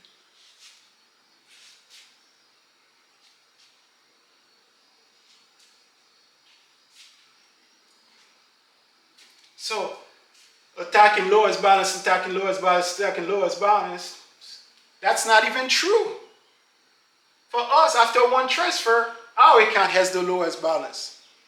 And it will continue to have the lowest balance. Sometimes, in this example, only take us one transfer. Sometimes it took us multiple transfers to have the lowest balance, finally. Because why? For us, on our method, we constantly, perpetually try to relocate balances. We're always trying to relocate balances from higher APR to lower APRs. So since we're relocating these balances, eventually our account is going to have the lowest balance because we keep relocating balances. Because remember, again, part of the steps in our method is segregate, compare, transfer. And we stay above the line for as long as we can before we move downstairs, before we go below the line. Okay? So these folks talking about lowest balance, we ended up with the lowest balance. But we have the proper account that has the lower balance, which is the account that has the higher APR. Best of both worlds. Thank you, Jesus. Thank you, Lord.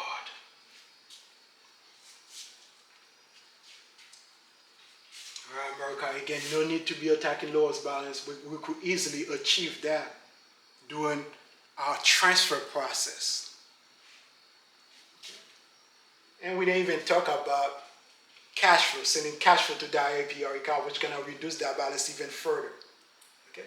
Of course, we're going to end it up with lowest balance. Because what do? We keep attacking higher APR, higher APR, higher APR. That higher APR at some point is going to have low balance. Okay? And again, in this example, one tries, we're already there. 7,750 is lower than 7,800 is lower than 12,250. Okay. So let me put that on the board. For that Snowball group,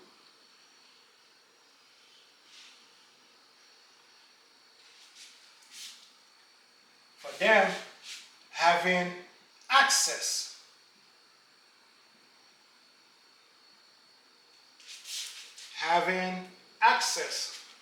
to cash flow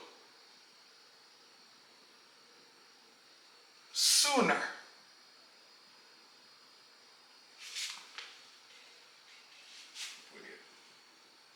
having access to cash flow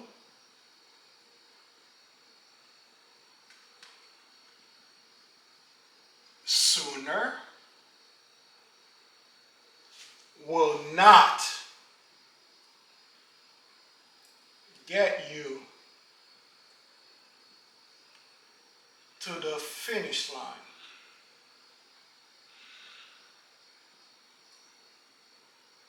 faster. Okay. And again, since they're attacking lower balance, in this example, that's not the case, but in other example, for knocking out the lowest balance one, they're going to have access to that cash flow. Because remember, whatever minimum payment, they're going to roll it over into the next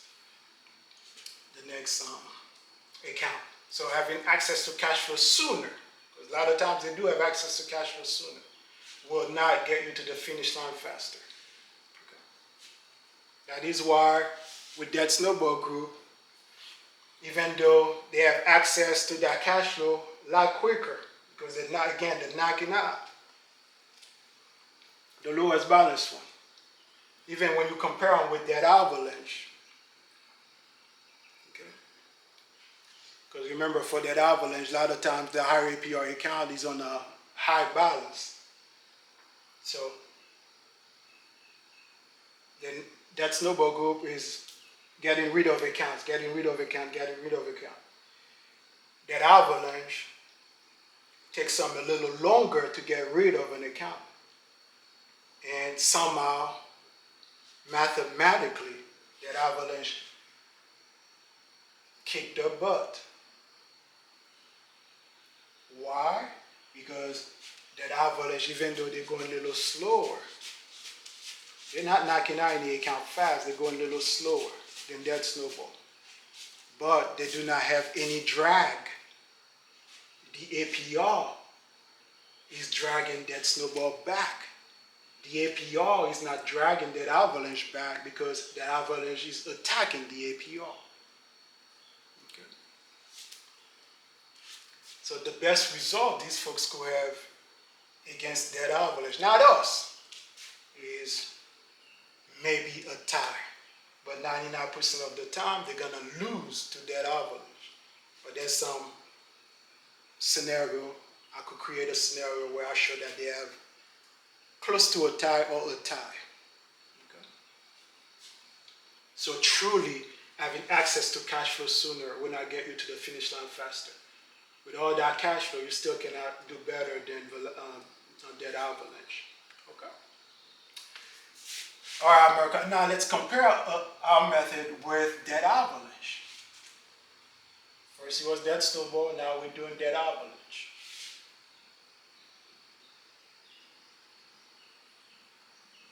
Okay. Same thing, just like that Snowball, these folks only use this cash flow. Okay. Which is one savings. And on our method, we have the tag, we have the T, we have the A, we have the C. Okay. And we could relocate balance from the USA to regions. We could relocate balance to from USA to Wells Fargo. So that's two transfer. We could use USA as an alternative account first in line. We could use regions as an alternative account next in line. That's two alternative accounts, like I mentioned earlier. And we'll use cash flow. And again, 5 savings at 5 different places versus saving at one single place, just cash flow. Because they're only using the C. They don't take advantage of T for transfer. They don't take advantage of A for alternative account. Talking about my competitor, that Avalanche. Okay. All right. So we're doing better than them. 5 savings at least in this particular example versus 1 savings. It's easy to see that we're gonna go past the finish line first. Okay? We're saving you guys money at multiple locations versus that Avalanche only saving you money on the cash flow side when they send cash flow to the higher APR. Okay? And now since we're on the subject, America, the higher APR doesn't always translate to higher interest cost. Okay? So now we're doing higher APR versus higher interest cost. Because I have to be transparent. Higher APR versus higher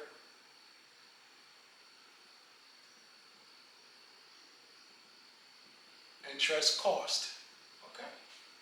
Because remember, part of our slogan is Ambroise Method is a revolutionary debt repayment method that offers greater results in terms of reducing interest cost. Not in terms of reducing APR. For us, in terms of reducing interest cost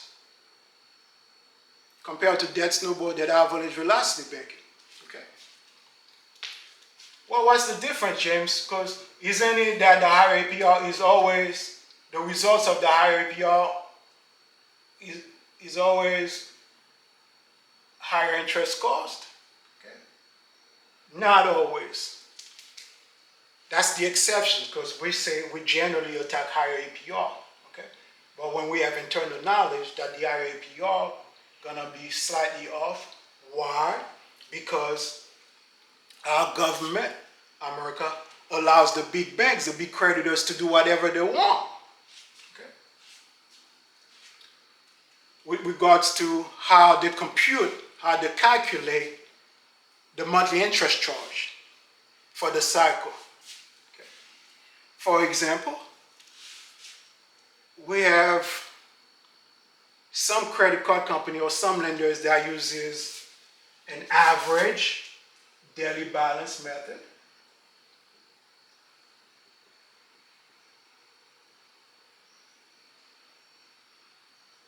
Okay. That's one way they could calculate the interest cost for the cycle. You have other lenders that uses what they call previous balance method.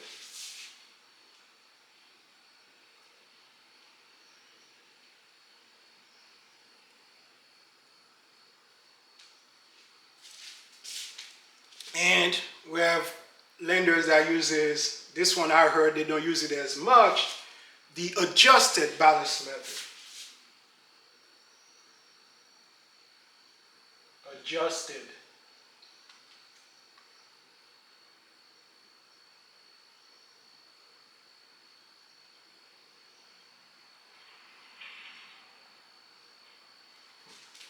Folks, you gotta have these knowledges.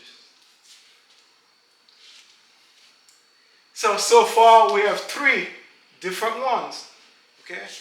There might be more that I'm not even aware of because again, our government allow big banks, big creditors to do whatever they want. The adjusted balance method, I heard that's the least preferred one. The big bank, big creditor, they don't quite like that one, I heard. Previous balance method, that one also have variations. Let's say this one has at least 2 variations. The average daily balance, not only we have 3 main ones, inside each one there might be variations. The average daily balance, you got some companies, the way they arrive at the average daily balance, they include new transaction,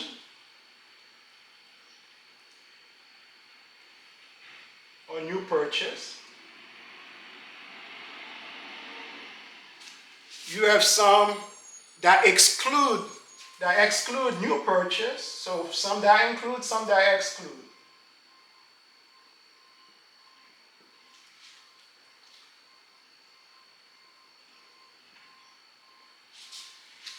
In the same average daily balance, America, we have some lenders that uses, for lack of better term, an average daily balance with compounding.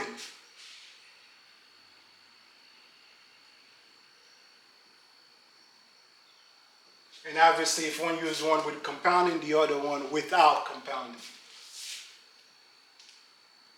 And I'm going to quickly go over those.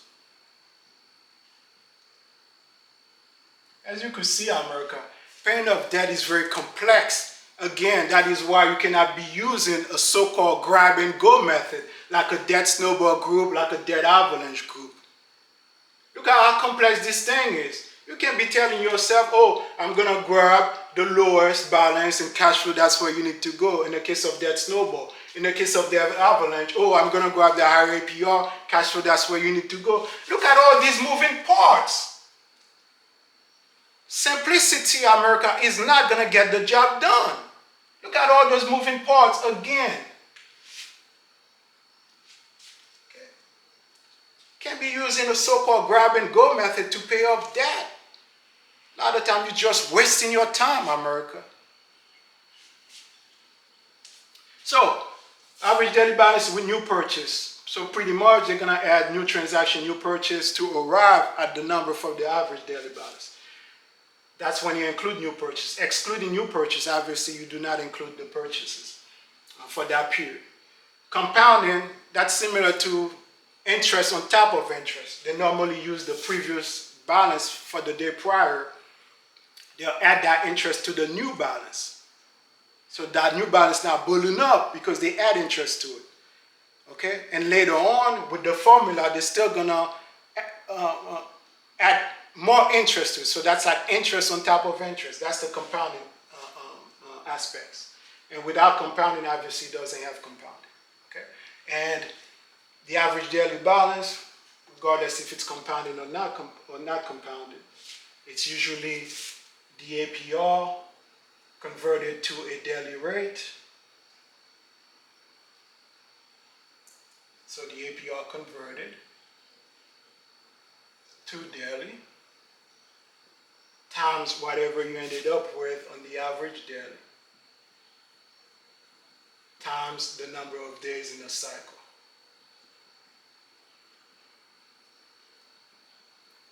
Okay? That's how the banks arrive at the average daily balance. Okay? The APR converted to daily, for example, just so you guys know what I'm talking about. Say, for example, we have 27%. 27% converted to a daily would be 27%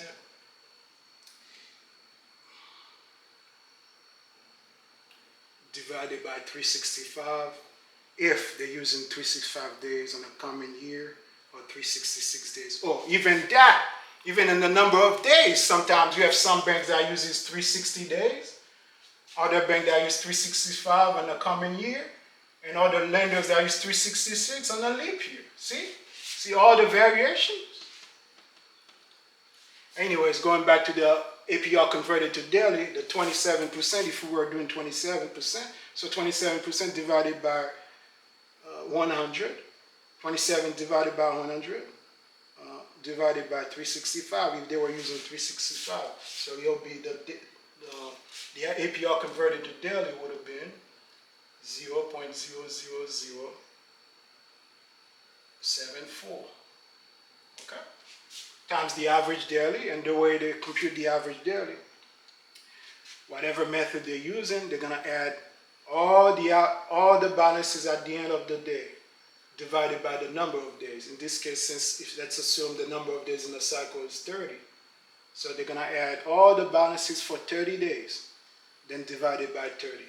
That would be the average daily balance. Okay? So now they'll take, let's assume, just so we could throw some numbers on there, let's assume the average daily is let's say nothing's changed. The average daily is 12. Okay? Times the number of days. Okay? So that'll be the month, and we're just freestyling with it real quick, so I could make sure at least some of you guys understand how to come up with this thing. So 0.0074 times 12,000 times 30. So the interest rate, the monthly interest charge for the cycle will be 266.40. Okay? And again, how to arrive at the monthly interest depends what calculation they're using. Okay? It will be the APR converted to a daily times the average daily balance. Okay? Times the number of days in a cycle. Okay? And the number of days in a cycle could be 28 days, 29 days, 30 days, 31 days. And you got some bank that probably just uses 30 days. But it's not always 30 days, America. It could be anywhere between 28 all the way to 31 as far as the number of days in a cycle. And from some other supplier or some other companies, the cycle could be even greater than 31 days. Okay? That's just to quickly touch on that. All right? So that would be how they arrive with the daily average, the monthly interest charge for the month. Okay? So now, obviously, for somebody who's using one method and someone who's using totally different, for one creditor that's using one method on how they arrive at the average daily balance, and another creditor that's using a totally different formula, okay?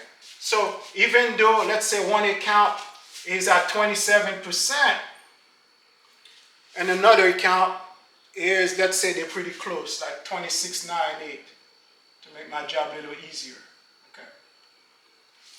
Let's say the account that's 27%, the monthly interest charge for the month is $266.40. But because, again, our government allowed these big bank, the big creditor to do whatever they want, one of them is using a different formula, Now, the results for the monthly interest charge, let's say it's 267, okay? Slightly higher than 266, okay? So now, this one has a higher, okay?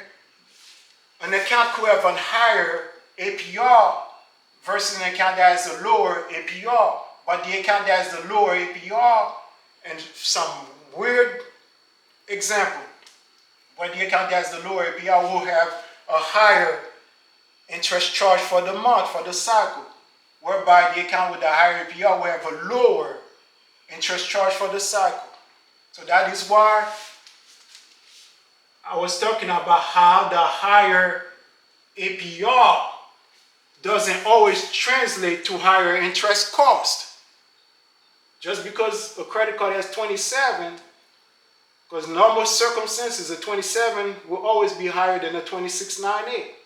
But again, because our government allowed these guys to do whatever they want, the one with the lower APR could have a slightly higher interest rate. You know, it's very minimal. Okay, the one that I come across is very minimal.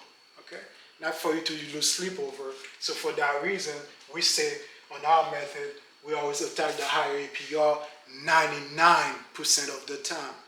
This could be one of the exceptions. Okay. All right, America. So I'll give you about 5-10 seconds to take a look at this real quick, and then we'll continue with the exercise.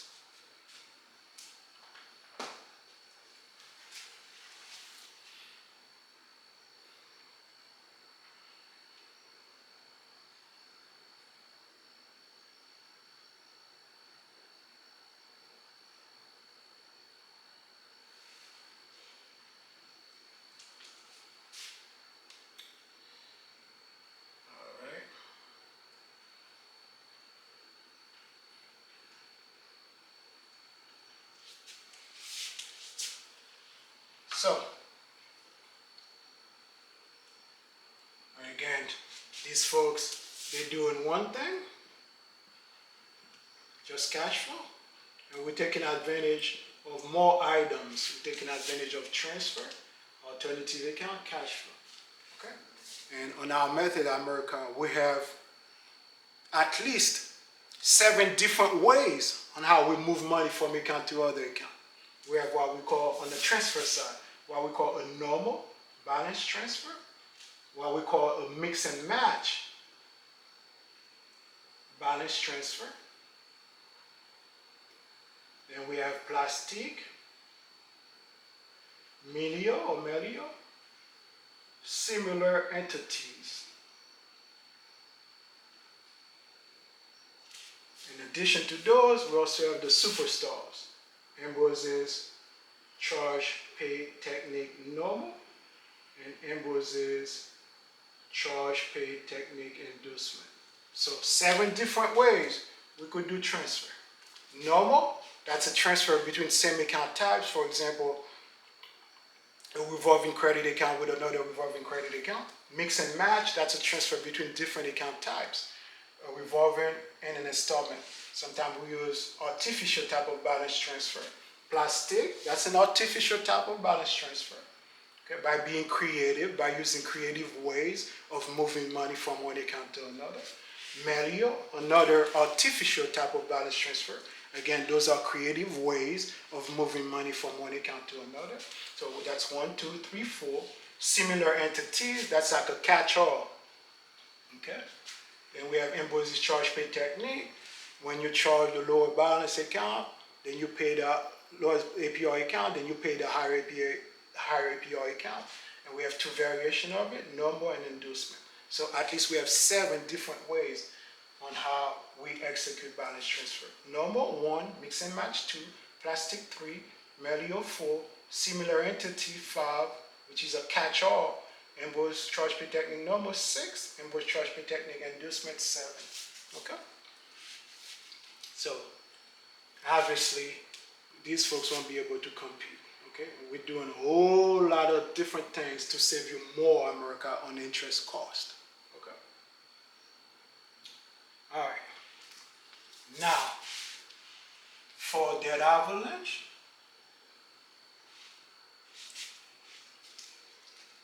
attacking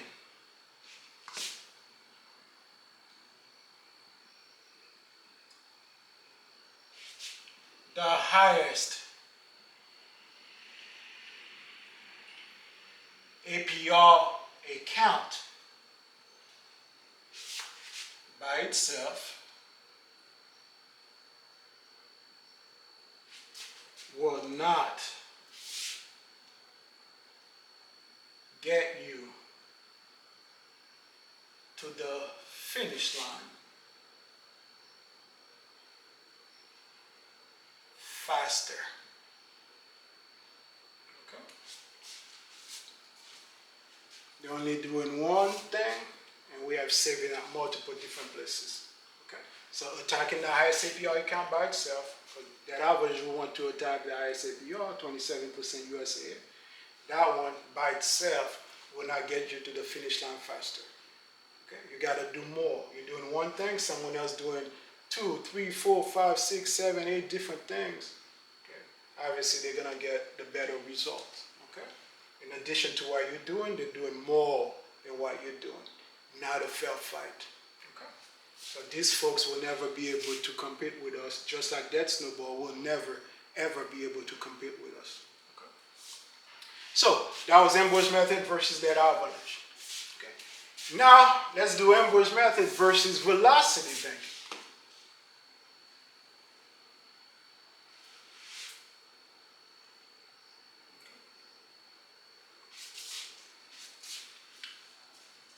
I'll put some of the example on the board because we're going to try to mimic what our competitor velocity banking group is doing.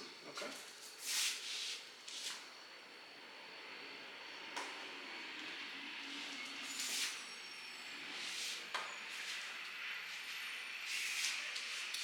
This group, velocity banking, they're chunk. They have a debt weapon. They like to chunk. They have a debt weapon, and whichever account that they use to chunk as a debt weapon will keep the cash flow. Okay.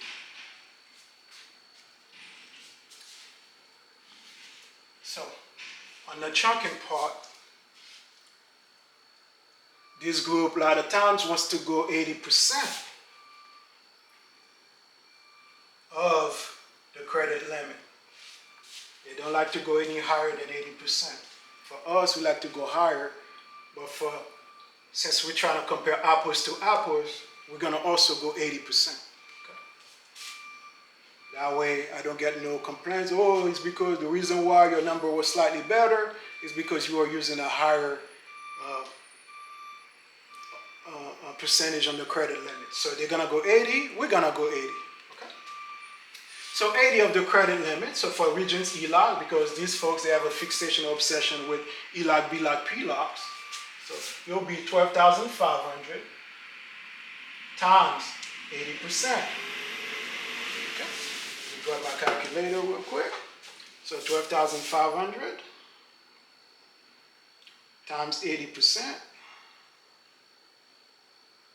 So that'll give you 10,000. Okay. But single dad in this particular example already owe 8,000. So 10,000 minus 8,000, which means you have 2K available for a transfer like we've done earlier. Okay. So they'll chunk. So in essence, they'll send that 2K payment to the APR account, which is USAA. So now USAA balance will get decreased by 2K. So 12,000 minus 2,000. So now USA at 2,000, 10,000. And velocity banking, that balance will get increased by the 2K, 8,000 plus 2,000, so 10,000. So everybody has 10,000. The ELOC will have a balance of 10,000 before interest. USA will have a balance of 10,000 before interest. Okay. So we're trying to compare apples to apples.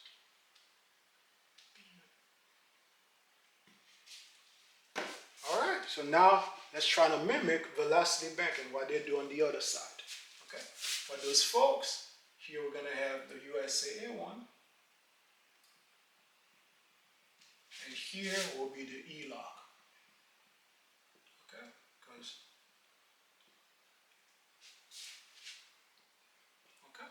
so current balance after they've done the chunk, current balance on the USA will be 10,000. And current balance on the ELA will also be 10,000. Okay. All right. Remember, 12 minus 2 is 10. 8 plus 2 is 10. Okay. So now we have a current balance of 8,000. And what they normally do, they have current balance and they have interest rate. And again, we're trying to mimic what our competitor velocity banking is doing. Interest rate, then they have daily rate. Okay. And these folks, they have income comes in.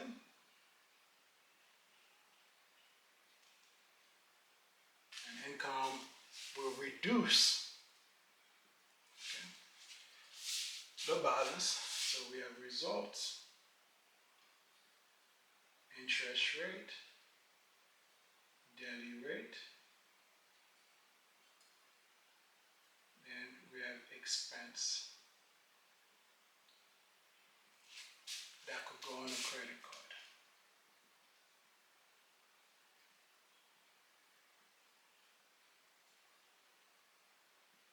So since we're dealing with a credit card and they have an ELOC, remember, not every bill, not every expenses could go on a credit card. And the example, you know, the bills that could go on a credit card is $2,500.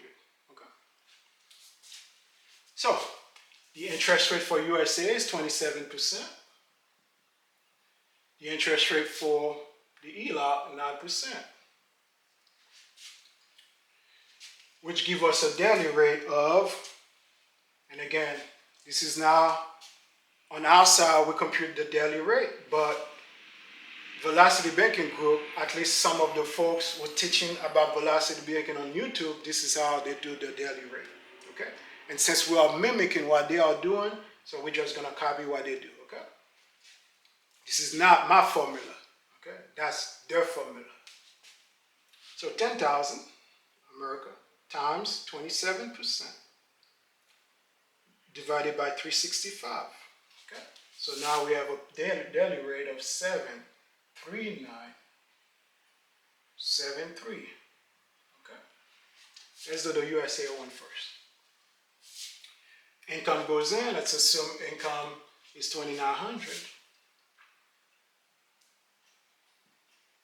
Income here is also 2,900. Okay.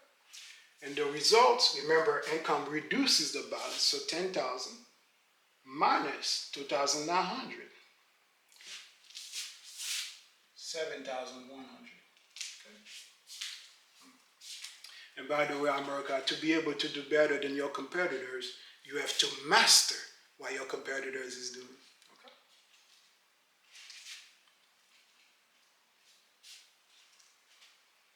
And the interest rate will be 27%, which give us a daily rate of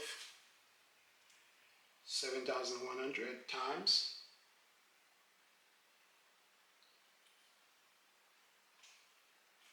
27%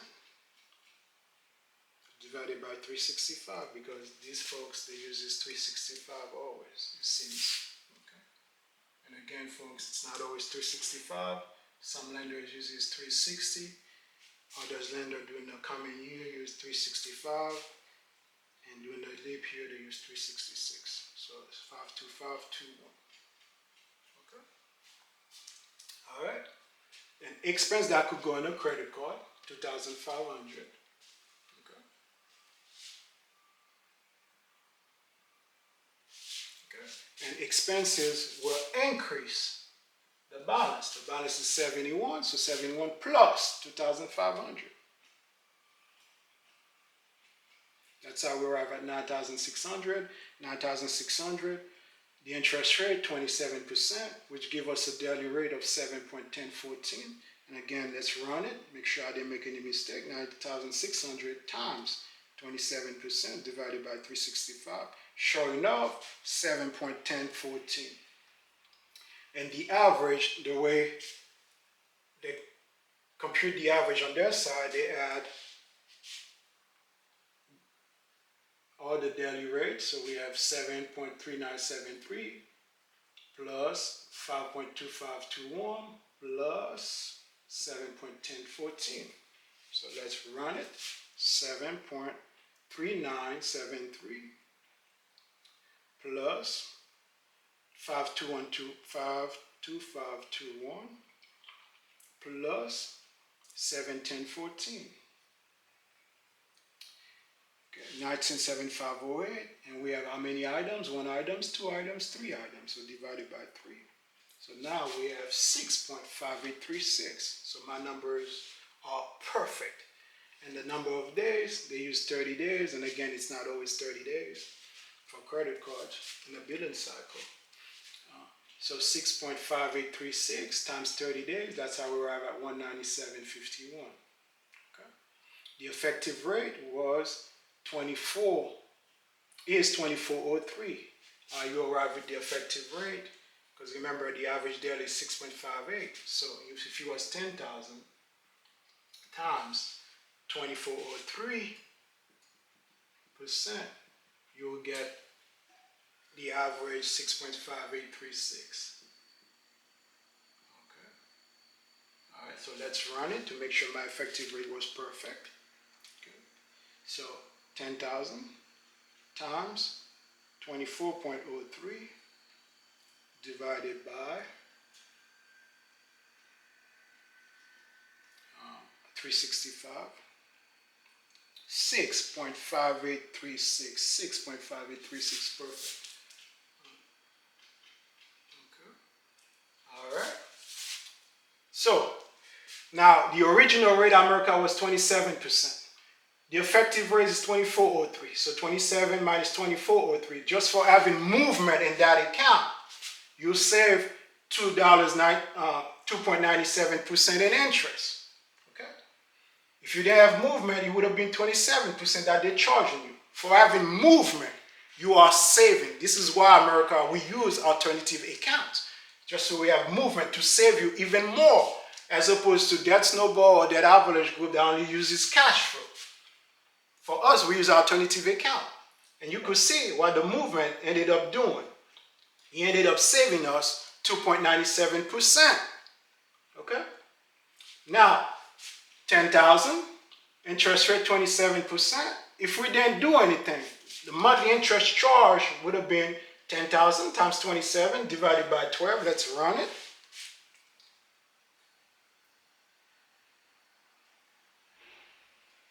Would have been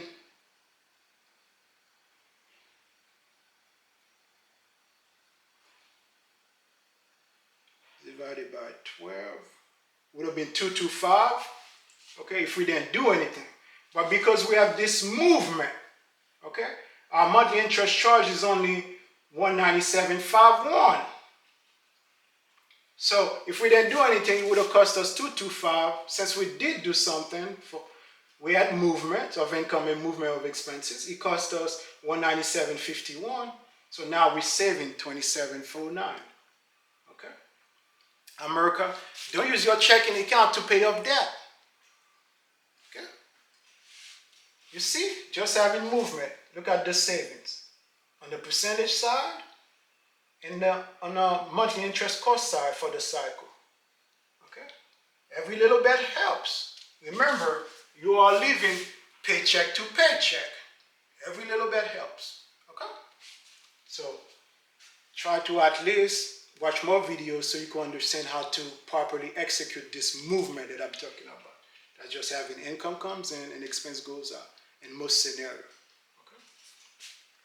Now, let's move over to the ELOC. 10,000 to have an apples to apples comparison. Interest rate 9%, which give them a daily rate of, let's see, 10,000 times 9% divided by 365. So I have a daily rate of 1.4658.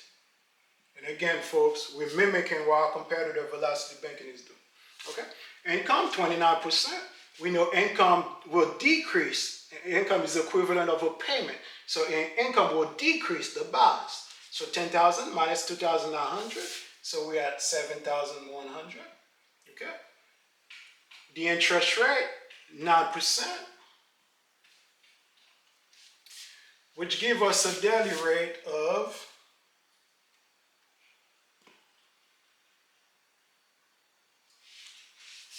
7,100 times 9% divided by 365, a daily rate of 1.7507. 7507. Okay? Where am I? 1, 2, 3, 4. Okay. Expense that could go on the, well, since we're comparing apples to apples, we're going to say 2,500 as well. Okay. So 29 here, 29 here, 25 here, 25 here. 25 there. Okay? So, expense will increase the balance. That's a charge to the ELOC. So, 7,100 plus 2,500. That's how we arrive at 9,600. Okay? And 9,600 times 9%, we are at, divided by 365, we are 2.3671. The average daily balance, it is this one, plus that one, plus this one. All right, so let's run it, making sure I didn't make any mistake. 2.4658, 2.4658 plus 1.7507, 1.7507 plus 2.3671, 2.3671 equals, divided by 3, since we have 3 items, 1, 2, 3. So now we have an average, total average, 2.1945, 2.1945. So my numbers are perfect. Times 30 days, 2.19 times 30 is 65.84. Okay, the effective rate now. Okay, there goes the average, 2.3671. We had 10 grand. 10 grand times, that's the back way of doing it, by the way, times 8.01% divided by 365. Let's see if we got 2.36, 2.1945. All right, let's run it. 10,000 times 8.01% divided by 365. Sure enough, 2.1945. 2.1945. Again, my numbers were perfect. Okay. All right. So now, if we didn't do anything, it would have cost us 9% on the Regent's ELOC. Since we have this movement of income, well, not all, since Velocity Banking Group has this movement, it only cost them 8.01, a difference of 0.99%. 9 minus 8.01, 0.99.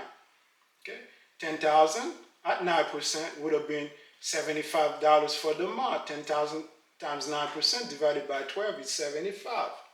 Let's run it. 10,000 times 9% divided by 12, 75 bucks. But for having movement, you only cost them 65.84. 65.84. You would have cost them 75. Now you only cost them for the month. And interest, 75.84. So now they have a difference of $9.16. Okay? Let's see how we do if we run our alternative account on the higher APR account. Because remember, we always want to attack the higher APR account, well, 99% of the time. Versus Velocity Banking that likes to grab the account that offers greater liquidity, which is the Regent's ELOC in this example, but Regent's ELOC has a lower APR account. So when you have your movement in a higher APR account versus having your movement on a lower APR account. Let's see how we do.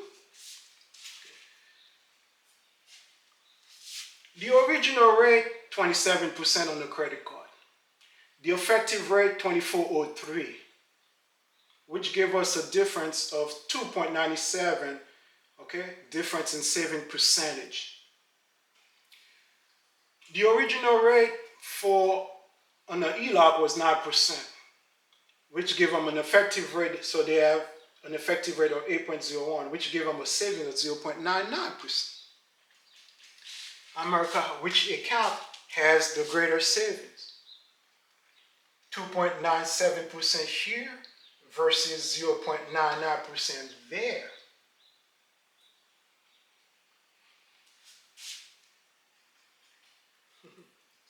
So for having your movement of income and movements of expenses inside the higher APR account, which is the USAA, 27%.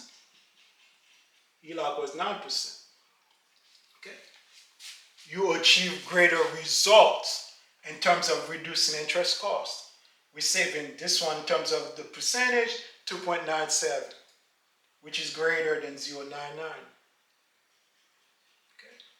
Well, let's move down then to the difference in interest cost saving. If we didn't do anything, it would have cost us $225. Now, since we did do something, it only cost us now $197.51, a difference of $27.49. On the ELOC, if they didn't do anything, it would have cost them $75.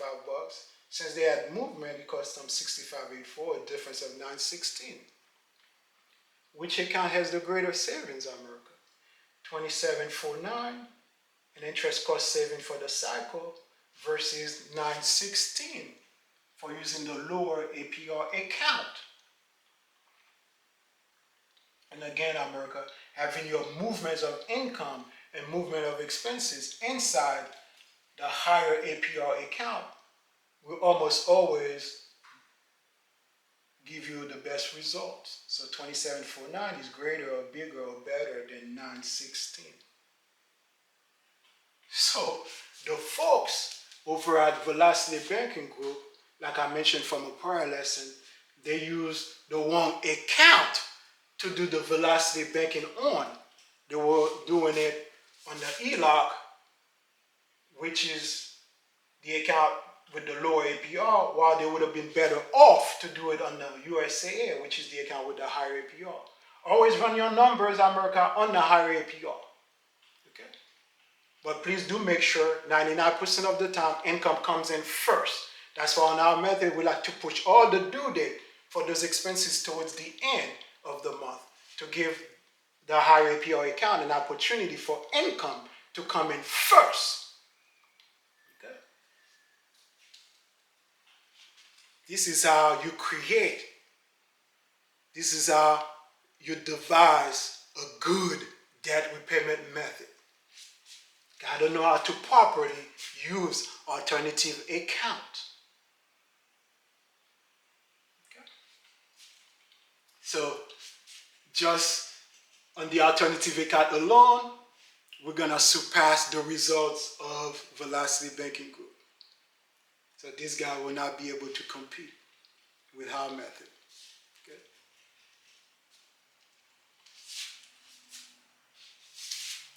And not only that, on our method, America, we have the TAC, which is the T for transfer, the A for alternative account, and C for cash flow. Our competitor, Velocity Banking Group, they also have three items. For them, the chunk. For them, they have a debt weapon, and whichever account that they use to chunk out of, whichever account they use as a debt weapon, that's the account they use to keep the cash flow. Okay? So they have three items, we have three items, right? Well, let's see the results. For chunking, which account they use to chunk out of course, you know, the fixation obsession is always about an ELOC, so they'll use the Regions ELOC to chunk.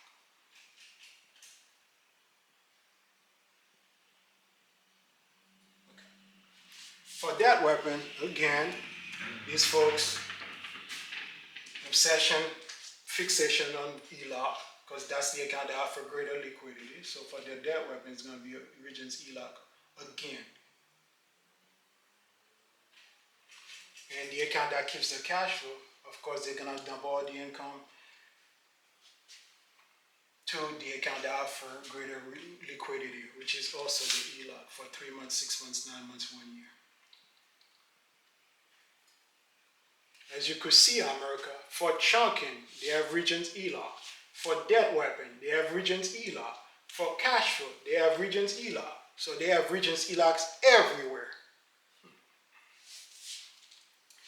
America, for us, for transfer, we had USAA, because we move money from USAA to these other accounts. It's the account with the higher APR. For alternative accounts, we'll use USA as first in line.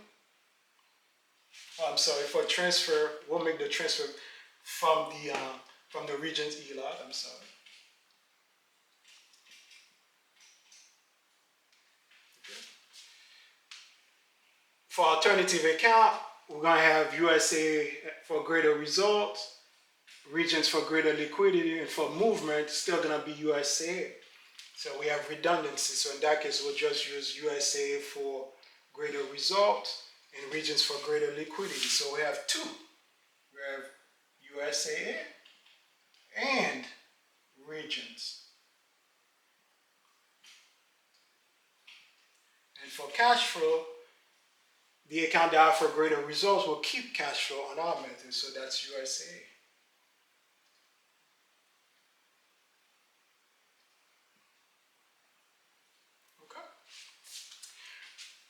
Look at their results, look at our results. For chunking, they have regions ELOC. We have regions ELOC. So same thing there. As a debt weapon, they have, and by the way, they only one transfer later on. Remember, we constantly, perpetually relocating balance for account to another account. Later on, we're not going to have regions for transfer. We have regions, then we'll have Wells Fargo, okay? But since we're comparing apples to apples, let's stay with just the regions. As far as debt weapon, for debt weapon, they have regions ELOC. For alternative account, we have USAA, not regions. USAA first in line. Then we have regions next in line, because USAA offer greater results. Regions offer greater liquidity. And for cash flow, again, they have regions ELOC. For cash flow, we have USAA. Because why? Cash flow America is better served in the account that has a higher APR, and we privilege here. If you have the options to send something to the regions, and you have the options to send something to the USAA, the numbers don't lie.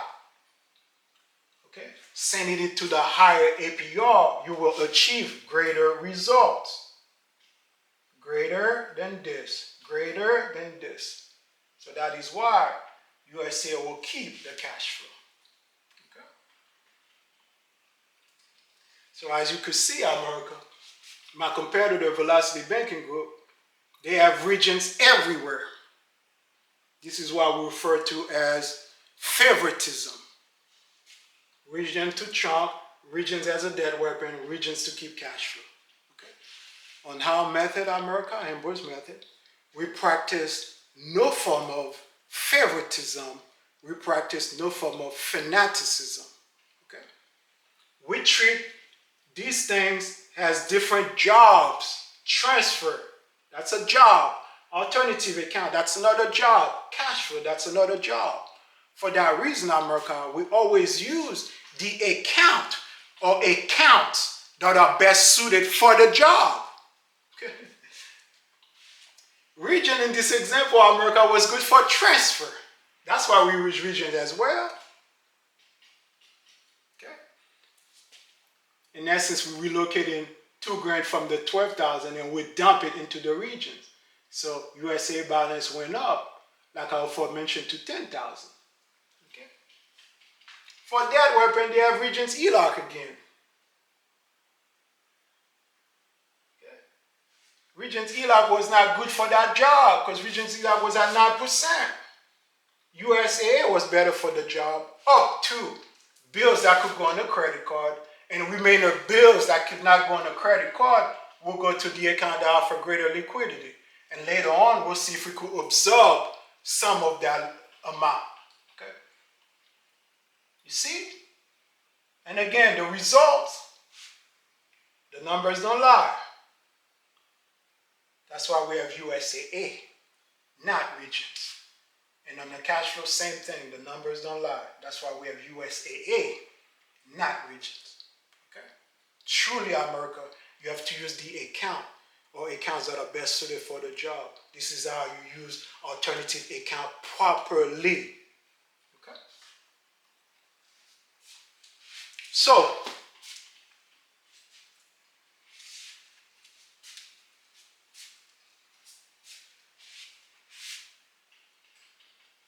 with Velocity Banking Group,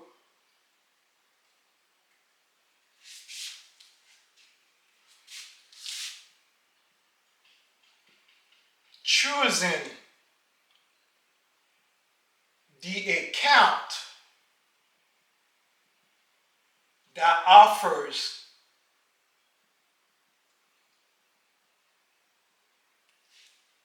greater liquidity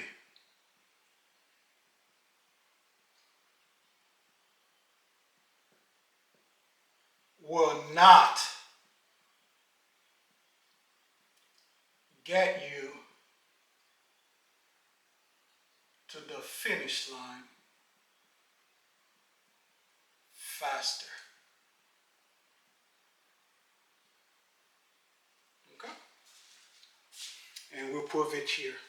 For transfer, they're doing one transfer. For us, we're going to be doing one to the regions and another one to the Wells Fargo. That's two transfers.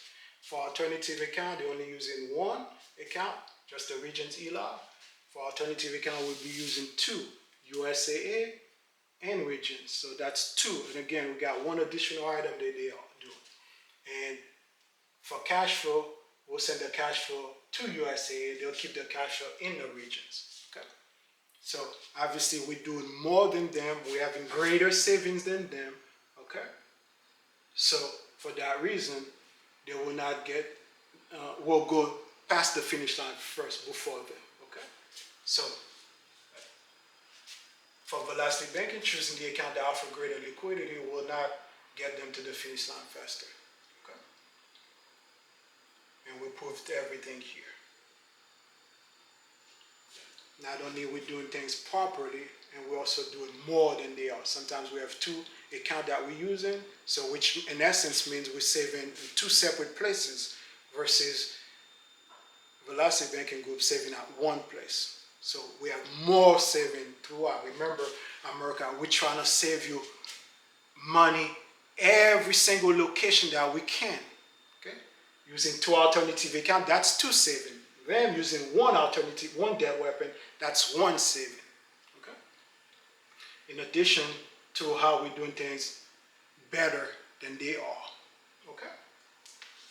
So that was Ambroise Method versus Velocity Banking.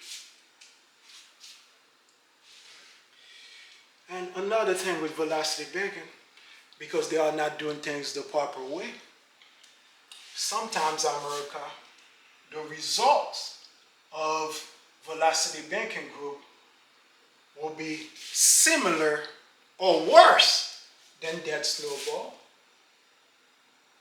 similar or worse than that Avalanche. Okay. Can you believe this? That Snowball only uses cash flow only. That Avalanche only uses cash flow only. Velocity Banking using the chunking. They use a debt weapon. And that account will keep the cash flow. So these groups, that Avalanche and that Snowball, they're only doing one thing. Velocity Banking is doing three separate things, and somehow the result is similar to a dead snowball that's doing one thing, 3 versus 1, you should not have the same results as them. And again, with respect to that avalanche, with regards to this group, 3 versus 1, so your results should not be similar as them, which means that the folks of Avalanche banking truly are doing something wrong. Okay? Someone using one item, you're using 3 items, but you're having similar results with someone who's using 1 item. That don't make no sense. Okay? So, depends on the example. Velocity banking might have a better result than that avalanche, might have a better result than that snowball. Depends on the scenario. Velocity banking might have a worse result than that avalanche. Velocity banking might have a worse result than that snowball. Okay? So these folks, they could be all over the place. Sometimes they're doing better than that snowball, sometimes they're doing worse than that snowball. Sometimes they're doing better than that avalanche, sometimes they're doing worse than that avalanche. Okay? Not consistent at all when you're using velocity banking group. Okay?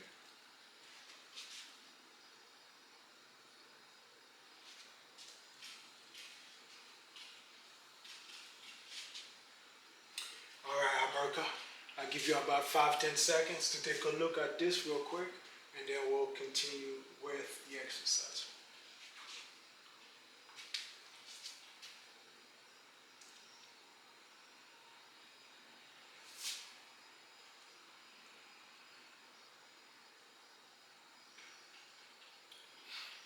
Going back to our chart, U.S. Congress has a cohesive message because they're only doing one item. There's no confusion there.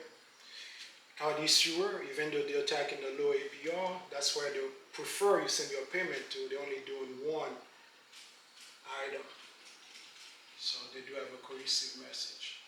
And of course, we have a cohesive message. We're doing one item. There's no confusion as to whether we pay low APR or high APR. We always pay high APR. Okay? 99% of the time. Okay? With regards to the APR. All right?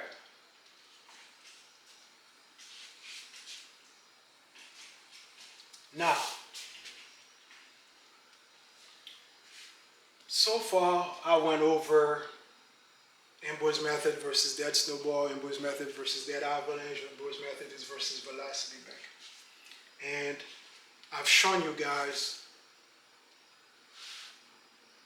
about some of the deficiencies and pitfalls that are associated with the other debt repayment group, debt avalanche, debt snowball, velocity banking groups. Okay.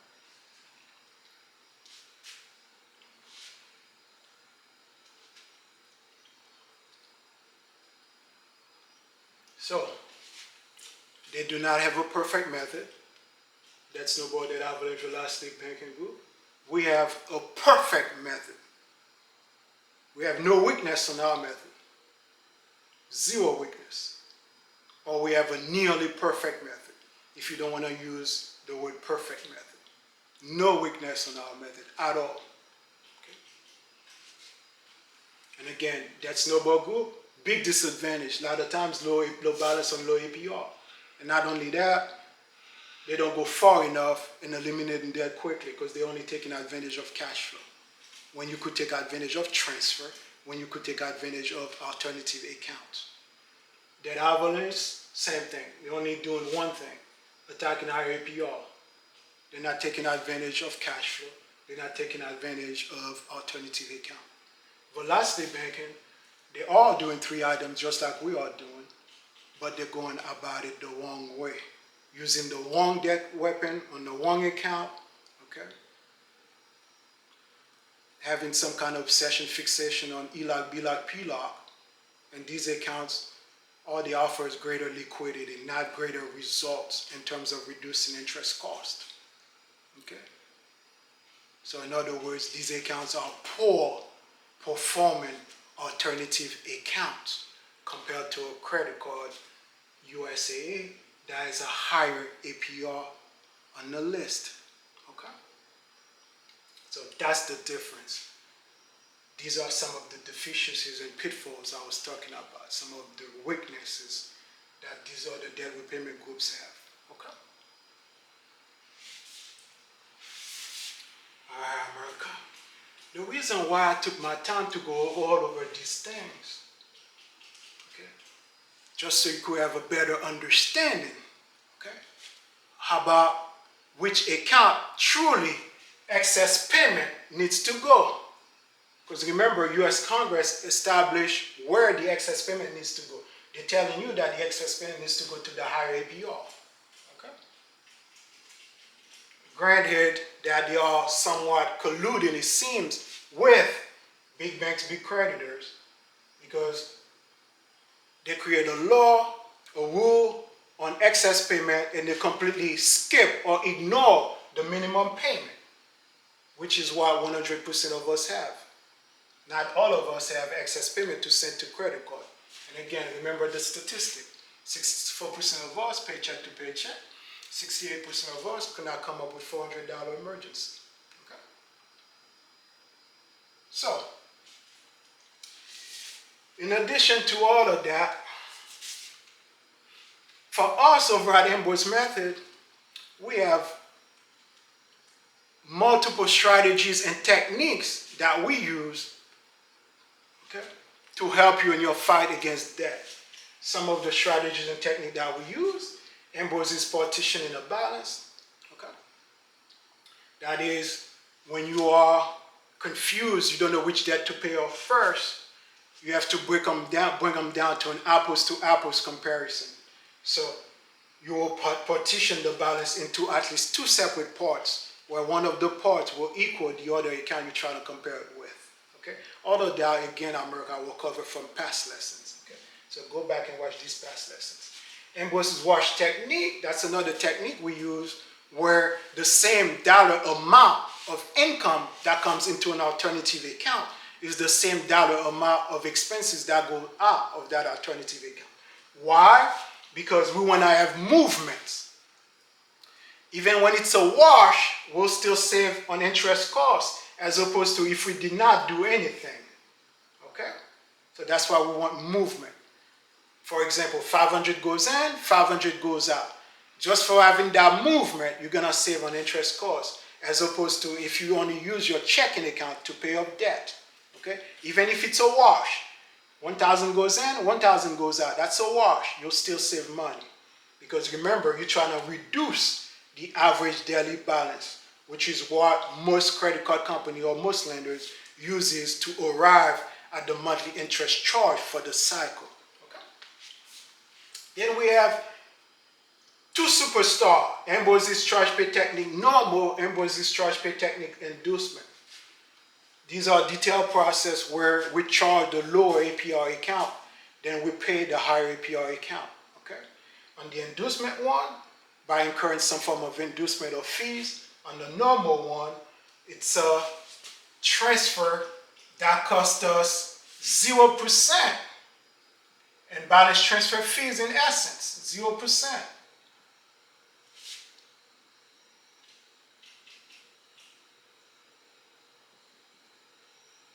And remember, big bank, big creditor makes billion on balance transfer and other fees. So every time America that you're able to employ Ambroise's charge pay technique normal, you are in essence disrupting a billion-dollar industry. Okay? Big banks don't like it when you are able to do your own balance transfer without their help. So you don't need big credit card companies, you don't need the big bank to execute balance transfers. Okay? When you are employing Ambroise's charge pay technique normal, and it costs you 0% of balance transfer fees. Then we have best of both worlds. That's another strategy or technique that we use over at Ambroise Method. Best of both worlds. Again, you do not want to attack low balance on low APR. You much rather have one of each. Low balance on high APR or high APR on low balance. This is how you achieve best of both worlds. Okay? One absorption opportunity.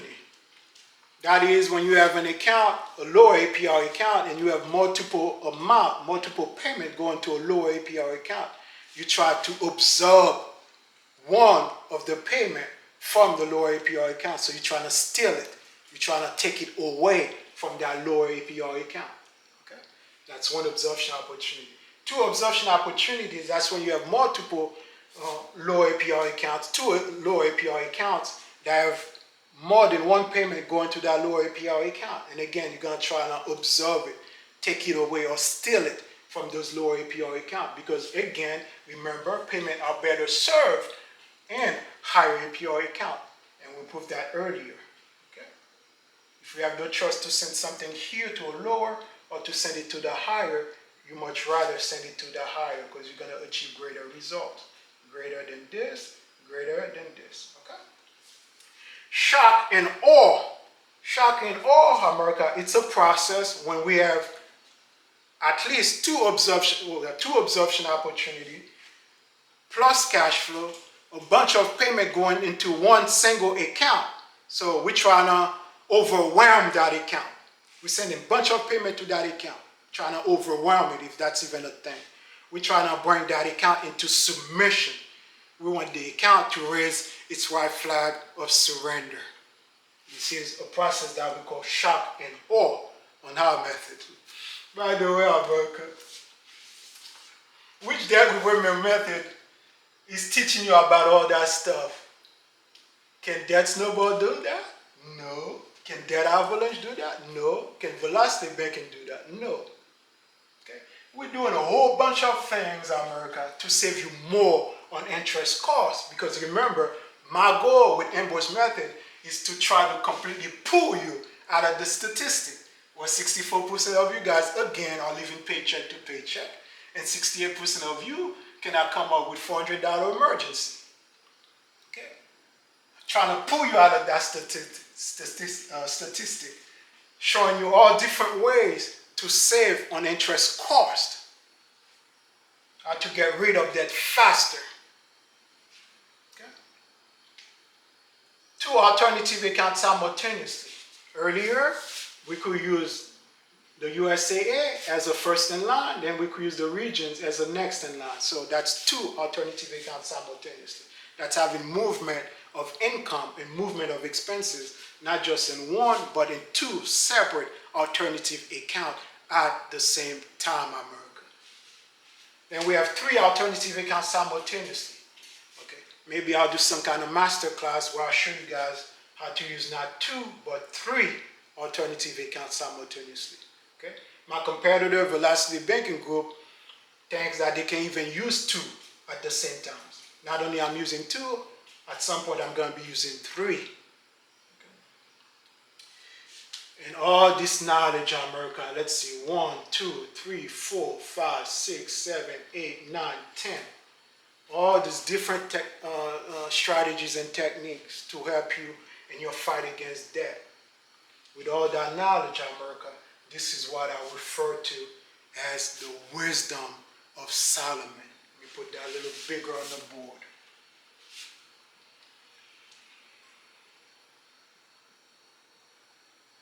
Wisdom of Solomon.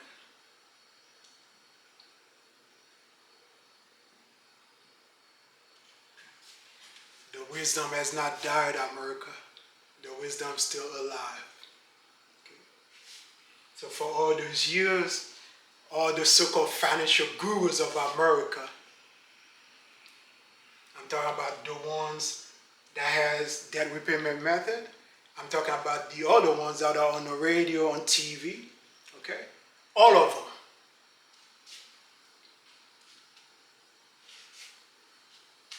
They couldn't figure out how to properly pay off debt. Okay. The so-called financial gurus. Okay. And again, you have to be able to look behind the numbers, okay, in order to properly see what's going on, in order to properly analyze, demystify, decode what goes on behind the numbers. Okay. Over at Ambroise Method America, we are specialists when it comes to paying off debt. Our method is second to none. Nobody come close. That Snowball group, that Avalanche group, Velocity Banking group. And today, I'll go even further. Individually, that Snowball group, we proved earlier, cannot compete. Individually, that Avalanche group, we proved earlier, could not compete. Individually, Velocity Banking group, we proved earlier, could not compete with us. So, right now, I'll go one step further. What's today's date? Again.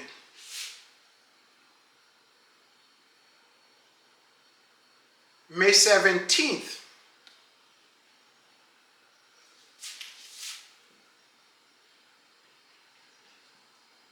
2024. I'll go one step further. I want these three groups to settle their differences. I want them to settle their differences and get together. So I want that Snowball to get together with that Avalanche, for that Avalanche to get together with Velocity Banking. I want those three to have a meeting. Okay? So now it's not one against my method, it's all three of them combined. Because I want them to get together and create a force. So now it's going to be 3 versus 1. 1, 2, 3, those three versus mine. Ambroise Method. To see if they could still get ahead of my method. If they could still surpass my method. If they could still beat my method. They could get together. I would love for them to get together and see if they could still do better than my method. Because individually, each one got too many weaknesses. So maybe, America, maybe if they get together, one probably cure the weaknesses of the other one probably cure the weaknesses of the other. So now they're going to create one big force and try to go against my method, Velocity Banking.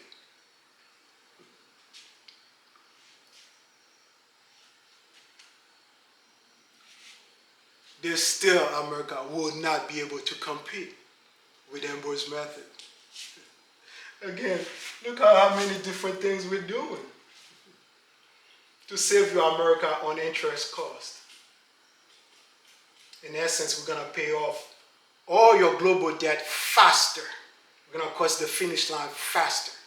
Okay? We're not talking about little premature celebration for knocking out little lowest balance, of knocking out one single account. We're looking at our global, all our debts.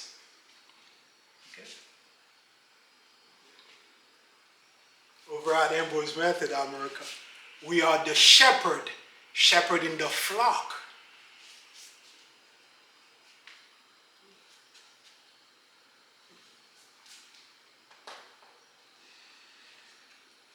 All right, America. Again, my name is James Ambroise. I am the author, creator of Ambroise Method 1.0 and Ambroise Method 2.0. Ambroise Method, America, is a revolutionary debt repayment method that offers greater results in terms of reducing interest costs, not APR, interest cost, compared to that Snowball, that Avalanche, Velocity Banking. Thank you, Jesus. Until next time, America. Good morning.